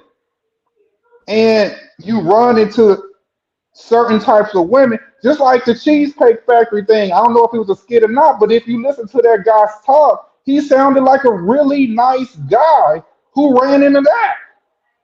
After a while, he's going to get frustrated and be like, yo, how many of these women I got to run into until I find a good one? But when he find that good one, he going to be in love. It's Okay, just Fred. finding that good Here's one. what I want you to do because I do want to get another caller in. If we got time, stick with the show because I'm gonna call you out by name because if we got time later on in the show, we're gonna bring you back in. Fair enough? Yes, sir. Okay, and by the way, just for my own curiosity, where's your woman at? work. She's at the bar actually. She does hookah, so she's doing hookah tonight. Okay, does she ever watch the boys club? You ever put up on the boys club? No, And cause some tell me you a whole different nigga around her. But I'm almost positive all that militant Huey P. Newton talk you be talking. If I see you with her, it's a whole different nigga. But we gonna talk about that later. I want to get somebody else in this conversation. You don't remember Shorty came on this show and was trashing Fred? Who? The girl that I can't remember the girl. She was from where's she But from? New York? it wasn't his woman though. No, but she was like, yo, this nigga on here talking crazy about women, but talking about I gotta go get my girl. I got waiting in the car. The nigga Fred was waiting in the car, picking up this girl. She picked this girl that we had on the show, picked up on all of that, and was like, yo, this yeah, I nigga was talking. cooking for her. All that. Yeah, Fred, a Yeah, yeah. whole different dude with her, but I would love for her to watch some episodes of the Boys Club with Fred talking that talk and see if she even recognized that nigga. She'd be like, who the hell is this alter ego over here? Because Hey, you Fred and Freddy Krueger. So I'll get you back in tonight if you hang around, all right? that's what's up. Let me get the next call in. Yo, they are trashing Fred in the comments. They are? Trashing Fred in the comments. Come on, not Fred. Cheetah, Esby, I told Cheetah, Siobhan. Why is he doing that to him? What'd you say? I said, why is we doing him like that? Fred be speaking the truth. I was mad at look. My god baby called me while I was in the back, Okay, whatever. we And I know who you listened. are. Hold on, Oh, we my know who bad. you are. You want to go through the formalities? Sure, why not? Yes, please. Let's go through the formalities. Okay, who we got and where you calling in from? My name is Tuki, and I'm calling from Georgia. Oh, you ain't in Idaho? I ain't gonna go there with you, Richie. I'm not in Idaho. I'm in nobody's Dakota. I'm in Georgia on my mind. Okay. But no, I was in the back, and because my god baby called me, and I came back. I said, "Damn, I miss Fred. I love me some Fred."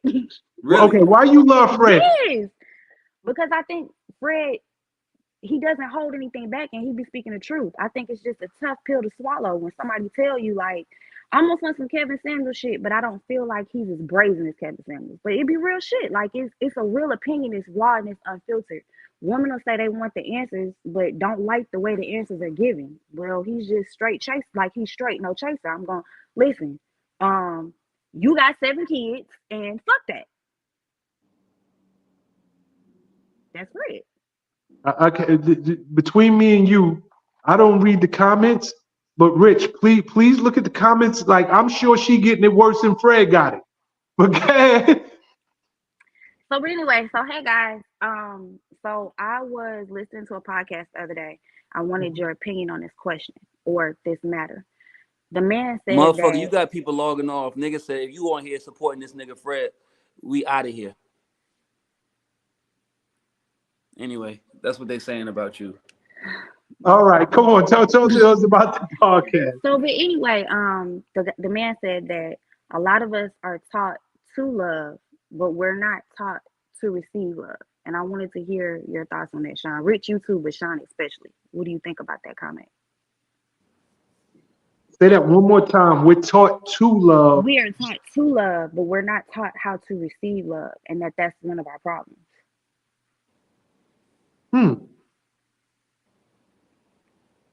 I got to think about that because that's a, and I don't want to just give a, I don't want to blurt an answer off the top of my head. Give me Rich. Do you have a thought on that while I think about this? She ain't want my thought. I want your thought. True. I specifically said, Rich, I want your No, you opinion did. too. You don't lie. You said Sean. So I don't have no.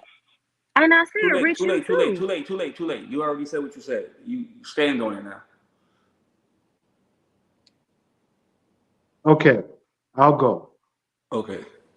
I think it's some validity to that. I do. But I'll put a caveat. I don't know that we are taught, because I do believe I mean, of course, there are all types of situations. But I do think we're taught to receive love, obviously from parents and relatives and stuff like that. But I don't know that we are taught, and I'm going to speak from a black man standpoint. How about that? I don't know that we are taught how to receive love from an intimate partner, if you will. And this is not a blanket statement I'm putting out there, because I prefaced this. I said there is some truth to that. And I think part of the truth to that is many of us come from, we're children of broken relationships. We have never seen our parents in a loving, long-standing, monogamous relationship. Unfortunately, especially during, and I love my mother to death. But I was not raised in a two-parent household ever. I don't remember a day of my mother and father being together. And then the relationship she had with, and I hate to call this nigga my stepdad, but with the other nigga she married, it was horrible. So Mm-hmm. the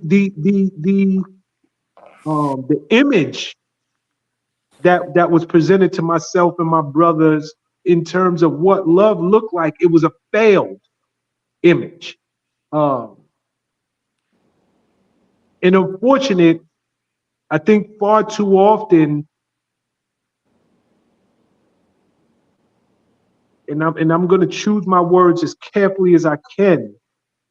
Far too often, women, uh, they're raising kids in the single parents, and they are trying their best to teach them to be responsible and hard workers, and they're trying to uh, teach them everything else, but receiving love from an intimate partner never really comes up because they are not in a relationship with a loving partner themselves.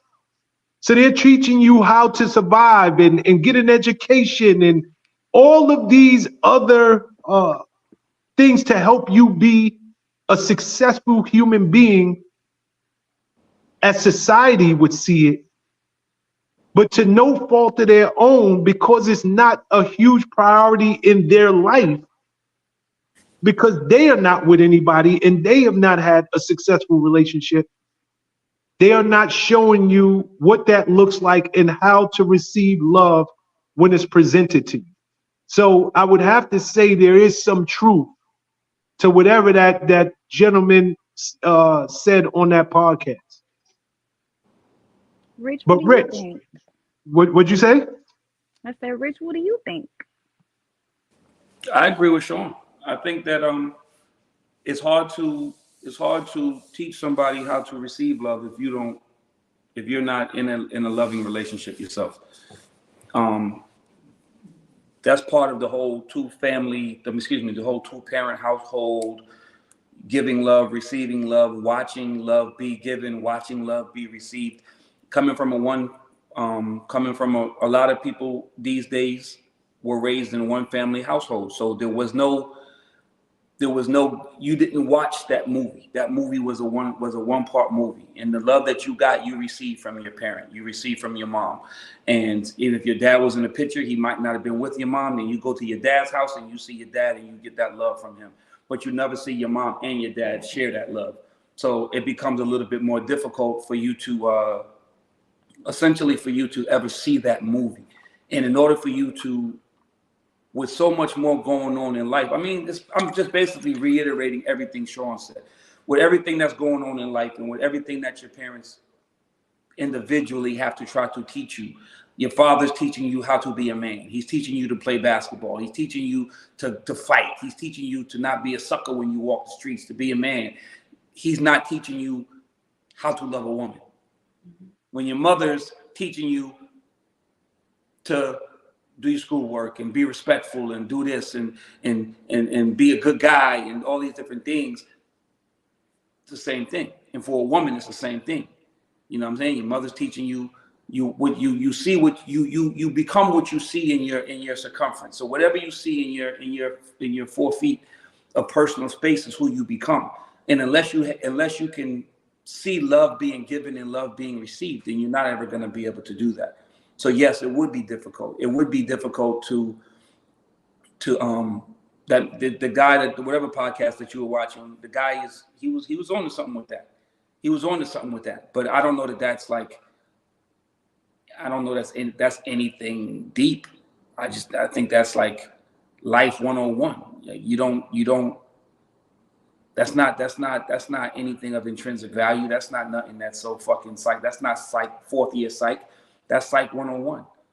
Like you don't get to you don't you it's hard for you to give anything that you don't receive.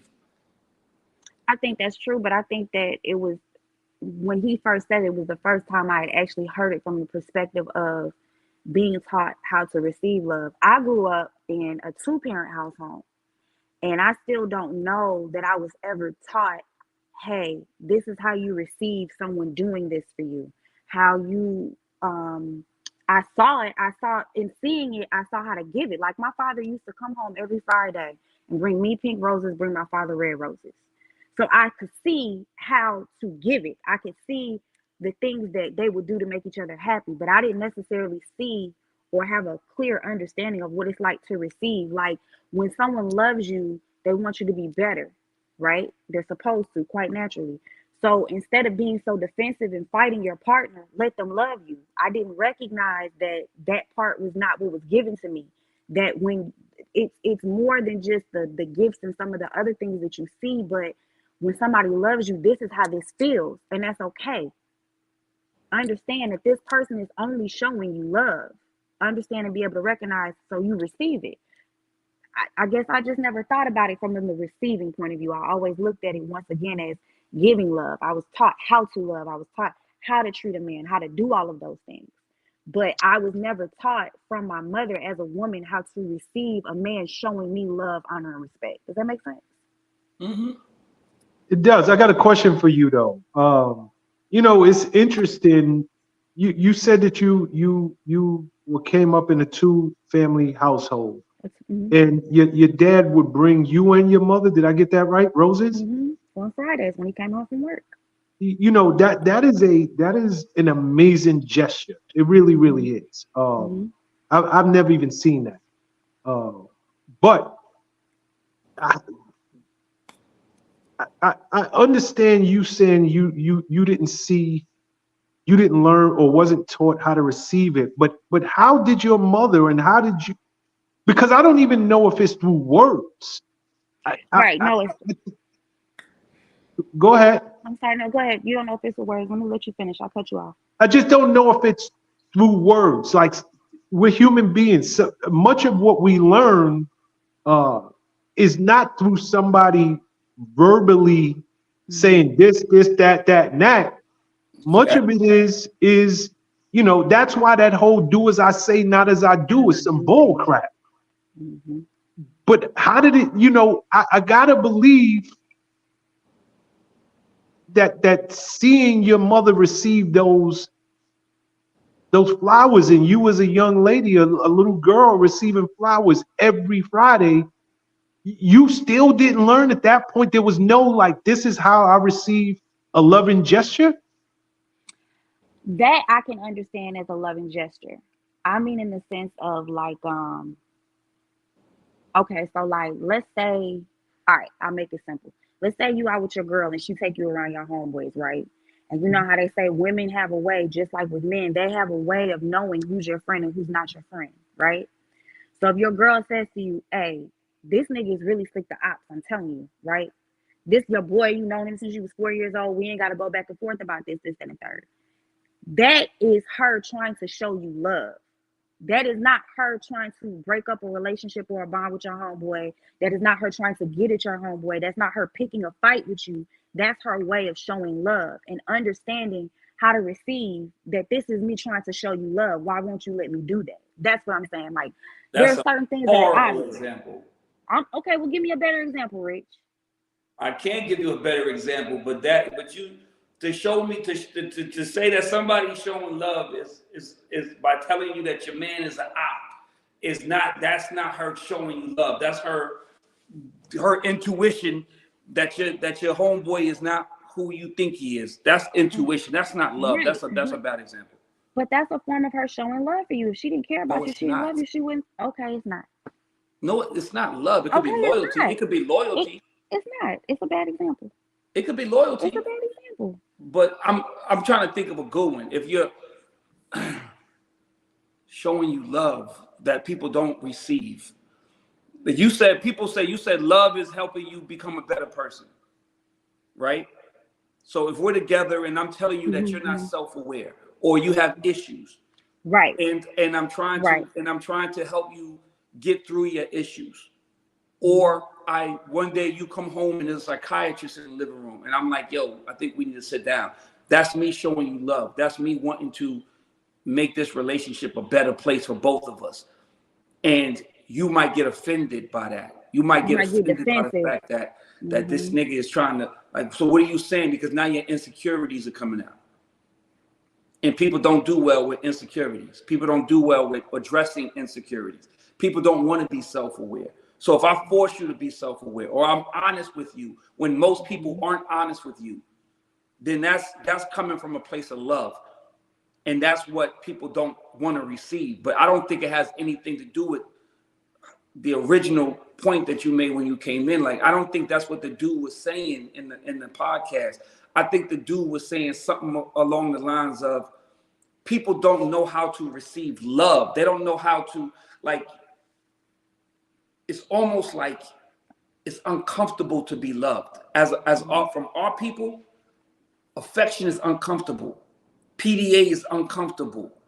The things that people do to show you love, not from a combative or from a self-betterment perspective, but from a just show you love. I want to come and hug you. I want to kiss you. Like right now, it's happened to me before. My son was 6 years old. It was his birthday. We did a little video. Taylor, come give. It was a birthday party. He's eating cake. He's happy. He's ecstatic. He's having a great time. We're playing. It's a soccer birthday or whatever. Taylor, come give me a kiss. He runs over. He gives me a kiss. God forbid my 6-year-old son should ever kiss his fucking daddy on the lips. Internet went crazy. Internet lost their mind. Now, mind you, Taylor's 19 now, so this is like 13 years ago. So, but the internet went crazy. Why are you kissing that boy on the lips? Oh my God, you kissed that boy on the lips? We're gonna call child welfare, you pedophile ass nigga. What kind of shit is that? Da-da-da. That's what that meant. To me, that's what that meant, what that man meant in that podcast. We as a people don't know how to accept love. I can't kiss my 6-year-old son on the lips. That's crazy. That's crazy. There's a 6 years old is too old. I ain't trying to kiss a 19-year-old boy on the lips, but I'm damn sure kiss a little cute 6-year-old boy on the lips at his birthday party. When it came out my sack, yeah. It came out my sack. Yeah, no, this is my son. Like, but the people lose their minds behind shit like that because they don't understand love. So now you have a whole set of comments where it's like, oh my God, you weren't loved as a kid. You never received love as a kid. You don't know how to give love. You don't know how to look at love being given and be okay with it because it makes us as a people uncomfortable. That's what the man, I would imagine, that's what the man was saying in the podcast. You, as a woman, as a man, you're trying to show a man love and the man can't even receive it because it makes him uncomfortable. My mother used to say to me all the time, you come over here and you never kiss me hello. I walk in the house, I sit down, I watch TV, we start talking, we have 3, 4, 5, 6 hour conversations and it's all love. But she says, you know, you walked in here and you didn't even kiss me hello. I'm like, wow, you know what? You're right. Or little nuanced thing. Like when you lean in and give me a hug, why do you put your arm right here? Like, hey, and you put your arm right here. Shit, that's subliminal shit that people don't even know that they do. But it's because they don't know how to receive love. So it's never this. It's never, hey. It's always lean over, hey. So I'm almost like, it's almost a subliminal keeping you at bay, keeping you at a distance, but still hugging you, but still keeping you at a distance. That's not receiving love. That's what I would imagine that man was saying. Us as a black people, we're horrible with that. White people do this shit all the time. White people tongue kiss each other until they're 50 years old, and it's all good in the household. Come here and give mama a nasty kiss, and it's all good. It's all love. But black people, we have a problem. We have a problem. We have a problem with receiving love. I got one more question. This is a quick one. This was about one of the things that y'all were talking about. The Joe gotta play basketball. I didn't see the video and I didn't hear the whole thing, but I wanted to ask a question. You talk about your vows and for better or worse and rich and poor, right? Again, this is my ignorance of not knowing too much of the subject, but what if she did the OnlyFans to keep money in the household? Would that not be her? Would that not be her way? Because she was a porn star before. This is how she know how to get money, and she know how to get money quick. Would that not be a way for her to contribute to making it for richer, so we not poorer? We address that, and if the man don't know that you got an OnlyFans page, it's because you're not sharing the money. So if Oh, you're he coming didn't in know with, she had an OnlyFans. Oh, okay. he Okay. didn't Again, I know. didn't see the whole thing. My bad. So Again, now I didn't you see. coming in here with 10, 15, if you coming in here and we sitting at the kitchen table trying to figure out how to pay the bills and you pulling out $10,000, $15,000 checks, throwing them on the table like we good, nigga, then that's different. Then you are contributing for the better and not the worse, right? But if I don't even know you got an OnlyFans and my bills are still fucking reaching ceiling high and you steady stacking OnlyFans money, then you ain't in it for no family, you in it for you. My bad. I didn't get all that. All right. Thank you guys. It's good to see. Oh, Jesus, my voice. It's good to see you all again. Always. Later, girl. Okay, Rich, you know, before we go to another caller, there's a couple of things I want to talk about because she raised and this is a comment. It's not even we don't even need to go into a discussion about it. You know, it's one thing we're taught how to give love, receive love. You know what I would really love is and especially with kids are involved, is learning how to give and receive love when you're no longer together. And I think that is I think people do such a poor job with showing children in particular what it looks like when mommy and daddy or yeah, when mommy and daddy are no longer together. You know me. I'm such a firm believer that kids, they're impressionable, they're innocent, and leave them out of it. And I really don't understand why it's not more of a conversation around we had something, it didn't work, and there's a way to do this that we're not killing one another and we're not talking about one another. Even if I did you wrong, but it's not about us anymore. It's about these kids. But to me, again, you don't even need to comment on it. Even as we were talking, I'm like, yo, to me, that's where I would love to see better role models at. How to break up and show love, even if it's for the sake of your children. But I want to play a video before we let this next caller in. I want to play a video that I've been trying to play for at least a month now. So everybody forgive me. Let's just go to this video. I want to get your thoughts on it, Rich. And I know this is not something we normally do at this time of night. But if I don't play it, we'll never get to it. So hold on. Our degrees or professional accolades. The reality is that our marriage and partnership market value is depreciating with every passing year. No matter how good we look, no matter how fit we are, men are still seeing primarily our presumed dwindling fertility as a knock against us. And speaking of fertility, that is another reason that I want younger Black women to seek marriage and partnership in college or right after, if that's what they choose. Because the number of college-educated Black men are so low when compared to Black college-educated women that we're all going to be targeting the same small pool of men.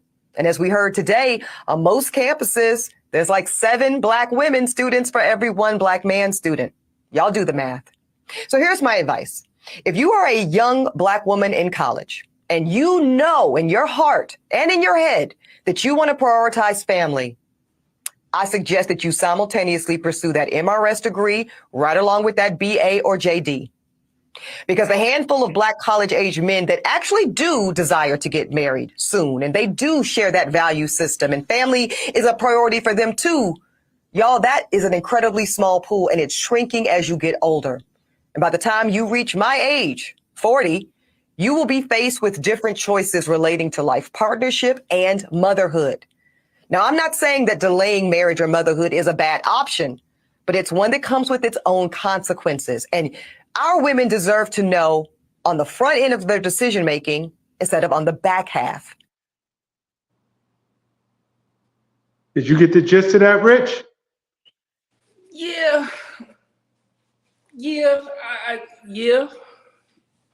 I don't know that I agree. I want to get your thoughts because I've been meaning to play that for weeks. And for anybody trying to get in the conversation, please, we have the link pinned and it's also in the conversation. Please hit the link now and we'll get to you right after this part of the conversation. I don't know that I agree with that. I think that especially now, because the maturity level of people, college level, isn't what it used to be. Like, to me, when you graduated from college and you were 22, 21, 22 years old, you were about to go into the workforce, you were a grown-up, you were an adult. Like, it was almost like now people, it's like as time has gone on, that age limit has crept up. People are now 27, 28, 29, 30 years old and still acting like they're 21, 22. So I don't know that the mental capacity for somebody who's in college now, and I mean, the caveat to this is that there are going to be some people who are mature, and there are going to be some people who value the family structure more so than the business, and they have no desire, no aspirations to be the fucking mogul of AT&T or Apple or whatever. And these women don't desire that. They desire to be homemakers. They desire to have family. In which case, they should pursue that. But I just think that at that age, you're destined for failure because people don't really know who they are yet at that age. People don't really know. That's why there's this whole thing with just making those rash decisions at early ages. You need to live life. You need to go out there. You need to experience things. You don't even know who you are. You don't know what you want. You don't know what you really want. And if you're out here at 21, 22 years old and you're prioritizing that lifestyle and a man is prioritizing that lifestyle with you, I would venture to say, from a percentage standpoint, it's going to fail. And now you're contributing to the other half of that whole thing. You're contributing to the single family household. Now that you and this man broke up, you have 3 children. He's gone about his way. He's gone over there. You're over here. And now, how do you want your life to end? Do you want to be the 40-year-old woman with no kids looking for love? Or do you want to be the 40-year-old woman with 3 14-year-olds looking for love because this nigga don't left you? See, the man is going to be able to, or you left him. The man is going to be able to go out there and move on. And the woman's going to be able to go out there and move on. But as long as there's something in the middle, it's going to hinder the bigger picture. So, I mean, I get what she's saying. Women are 40 years old and looking for love, and their biological clock is ticking, and you're making decisions based on where you are in life, and you're bitter, and you're older, and you're looking at motherfuckers, and you're setting your ways, and it's hard for you to find somebody now because you're trying to find a man who's as successful as you, and they normally aren't. So now it's like a whole different thing, and we've had that conversation 100 times. But let's not act like that other side of the spectrum doesn't exist. Let's not act like there's women out there that are 40 years old with 15-year-old children and ain't no nigga trying to fuck with you and them kids. So there's 2 sides to that story. So although I understand what she's saying, I don't necessarily agree with her. And the biggest part of that for me is that the maturity level of people today is not what it used to be when our grandmothers and our grandfathers were coming up. Kids are a lot less mature now. Kids 21 years old is fucking 15, 20 years ago. Taylor's 19, 20. Ashley's 23, bro. And I would venture to say that if they grew up in our parents' time, they would be, because of the whole, social media and the telephones and the way people interact and the lack thereof of interaction and everything that's going on. Kids are behind the 8 ball now. A 30-year-old kid is really a 21-year-old. And you know that. Pop is middle 20s now. Yeah. And you know damn good and well, if Pop was 20, what is he, 24, 25? back in our day, he would be 2021. That's just the way it works these days. For all of the things that are going on out there in this world, with the telephone and the no interaction and the texting in front of talking and the note, like it's just they're late, bro. They're late when it comes to people skills. You know, I really wanted to get this into the conversation because it is. I don't even know the answer to this, because a part of Sean says, and this is just me, I'm like, yo, live your life, ball till you fall while you're young. Go for it, try new things. But we have also worked, you and me both have worked with women who were extremely career driven, highly educated, were very concerned with moving up the corporate ladder or being boss chicks. And if I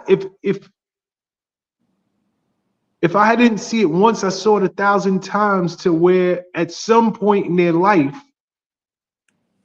they wake up and they realize, I'm making money, I got my own, I could take care of myself, I don't need a man for that, but I want a man. I got everything except for somebody to share it with. But I'm with you. I think who you are at 18, if you live life and do it right, you ain't supposed to be the same person at 25. If you do it right, when 30 roll around, I'm not that same person. The essence of me is the same, but I've evolved and I'm continuing to evolve. When I'm 35, I can look back at that 18-year-old kid and I'm not him. And maybe now I'm ready to settle down. Maybe now I'm ready for the family. And I'm saying all this to say, it's no right answer here. I understand where this woman is coming from. There's a lack of educated black men in the dating pool. And as they get older, they're more desirable. She says she's 40 years old. She doesn't have any children. So I guess she's speaking from a personal standpoint. Damn, here I am. I'm kind of popping right now. I still got my looks. I still got my beauty. But these dudes, they got options. And I don't know that I shouldn't have just, when I was getting my degree, and I believe she's a lawyer, but when I was getting my degree, maybe I should have got a marriage license at the same time. But who's to say if she did, she wouldn't have been in divorce court? So it's, you know, I say to each his own. But one thing I'm such a big proponent of, Rich, you know, you go through this thing one time. That's it. We got one bite at the apple. There's no do-overs. There's no second chances. You ain't coming back. So what you do with your life, you got to make it meaningful. You got to live for you. Despite what people think, what people say, what society feels is right. And to me, if it's my child, my children, I'm going to say, you're young only one time, man. Enjoy it. And if that enjoying it means being by yourself and traveling and living life and hanging out and partying, then I'm all for it. So long as you ain't breaking no laws.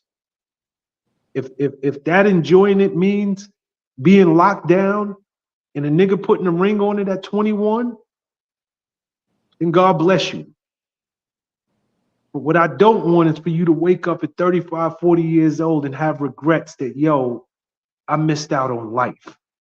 Like legitimately, I missed out on life because you can't go back. So I don't know the answer to that. Maybe in some cases I've seen it, just like you've seen it, where women wake up one day and they got everything except for somebody to share it with. But I've also seen, matter of fact, I'm talking to you, also seen a nigga with a bunch of money in the bank account is sitting in the house on a Wednesday night doing the boys club with Sean Prez and got nobody to share it with.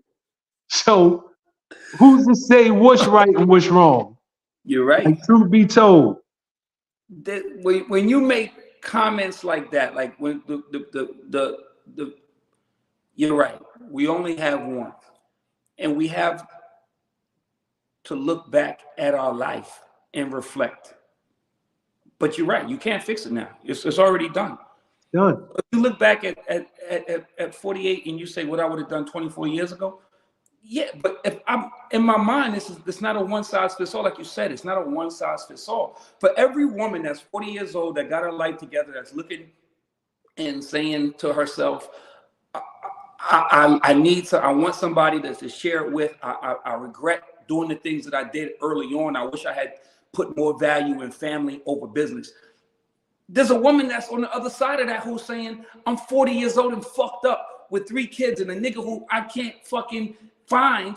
And I wish to God I had put more value in going to school and getting mine and being in a position where I was self-sufficient at this time. But I invested my whole early years into this man, and now this nigga's gone and I'm completely lost. It's not a one size fits all. It's all about your own personal experiences and how you moved. So this woman is, although she's not right because she's probably speaking from her own experiences and how she wishes her life had turned out, you can't put that on nobody else. You can't give that advice to anybody else because now you're giving advice and you don't even know the person that you're giving the advice to. There's nuances when it comes to giving advice like that. Do I know you? Do I know that you can? Are you equipped? Are you a younger me? When I look at you, do I see you like you just giving blanket advice to a bunch of different people out there? Some of the people receive that advice and take your shit and you ruin somebody's motherfucking life because their life ain't your life. They ain't you. Taylor married right now makes no sense to me. And that's what that woman was essentially saying. Taylor should be preparing to get married right now. Nigga's a freshman in college. He should be preparing to get married. Hell no, he shouldn't. Ashley's 23, and she shouldn't be married right now. So that's totally wrong as it pertains to mine. Now there's another person that I went to college with people. I went to college with women, and I was like, she's wifey material. Like she just moves like she ready. Like she's just grown. This bitch act like she's 40 years old and she's 19. That's just who she is. But who's to say, man? Who's to say? You can't give advice like that on the internet to people. That's some nuanced shit. You gotta go find your set of people that you can look at and say this would work for you. To just give some blanket shit like that, that's irresponsible for that lady to do that. So let me ask you, piggybacking off what she said, why is it so hard for women who are successful? They're about their business. And not every one of them, before you say, well, they're emasculating men, take just good, decent women. Why is it so hard for them in their 40s, mid-30s and up, to find a nigga on their level in the same age range? Like what? Why? Because for even this woman to make this statement, she's saying the dating pool gets smaller and smaller. You're not going to find a successful, educated man at your age. You need to think about marrying early. Yo, I gotta believe it's some good dudes who didn't get married early. I gotta believe it's some good dudes that, okay, look at a Fred. Fred said he was married for 17 years. He was dating and now he's in love. Why is it so hard for women to find good men? And 35, 40, 45 is not even old. They're not even old women. I can tell you why. I'm all ears. It's real simple, my brother. As men get older, the dating pool increases. Men get older, men get wiser, men get more successful, men find their way maybe a little bit later. Men, they can go from, the funniest shit that Cameron said the other day. Cameron said, the kids think that they are offending you when they call you old and you 48 years old. I think Cam is 46, 47, whatever he is. He said, you think you offended me, but the reality is at my age is the best age in the world. I can fuck you, or I can fuck your sister or your mother. I'm at that place in my life where I can fuck your sister, your little sister, or your mother. That's the difference between men and women. Men are more attractive as they get older. They got their shit together. They've accumulated some shit. They've gotten worldly. If it took them a little bit of time, then they did it. When women hit that thing, and it's the old adage, when women hit that point, they start going, and they're going to be, and it's not a popular thing to say, but when you get to that place, you start going down. You start going downhill from there. And I would say that age is around 38 years old. From 38, you hit that peak, and it's a known fact. It's a known fact that women hit their peak and start to decline. Now, you're an older woman, you're set in your ways, you're less tolerant, you don't have time for the bullshit, you understand your biological clock is ticking, you got all this shit going against you, so now you become that non-fun business kind of woman when it comes to relationships. I don't have time to play around. I don't have time to do this. I need to find somebody. And that, when the man is that age, he's looking at it like, I'm still having fun out here. I'm just now getting my footing. I can fuck you or your daughter on any given day. If I met your daughter yesterday, I could have fucked her. If I met you today, and next thing you know, me and you were chatting. So it's that. Women don't have that. When women get 38, motherfuckers start calling you aunties and shit, and you moving around in different places, and it's a different kind of vibe. It's a different kind of vibe for women. And it's an unpopular thing to say, and they probably tear me up in the comments, but that's the reality. That's the fucking Kevin Samuels reality. The nigga's been saying that since before he even got popular on the internet. He was saying that same thing. Okay, just in the interest of time, and I apologize to those who are waiting in the waiting room. I'm sorry, and I promise we'll get to you next week. Because there's no way we just don't have the time. But I want to wrap this conversation up with saying something, Rich. I understand that a man gets to a certain age and he technically can sleep with the mother or the daughter, right? Mm-hmm. Right? Mm-hmm. What do you be doing when you do that? Like, you be looking, is it you reading the comments? Like, what the hell are you doing? Yes, I'm reading the comments. Oh, like all night you like this. But anyway, why is it not more men, in your opinion? I understand that men get more desirable, they're more established, they got money, this, that, and the third, and I understand they can sleep with the mother and the daughter. Got it. But why are there not more men that value with a mature woman who might not be in their 20s, but still look good, is about something, got her own. We could talk about the same things. Nigga, you can't talk to no 26-year-old about what? What are we talking? Music? You listening to one type of music, I'm listening to a whole different type of music. Like why can't a nigga, like, what is it about men, in your opinion, and we only got a few more minutes, that they don't value an older woman who got her stuff together?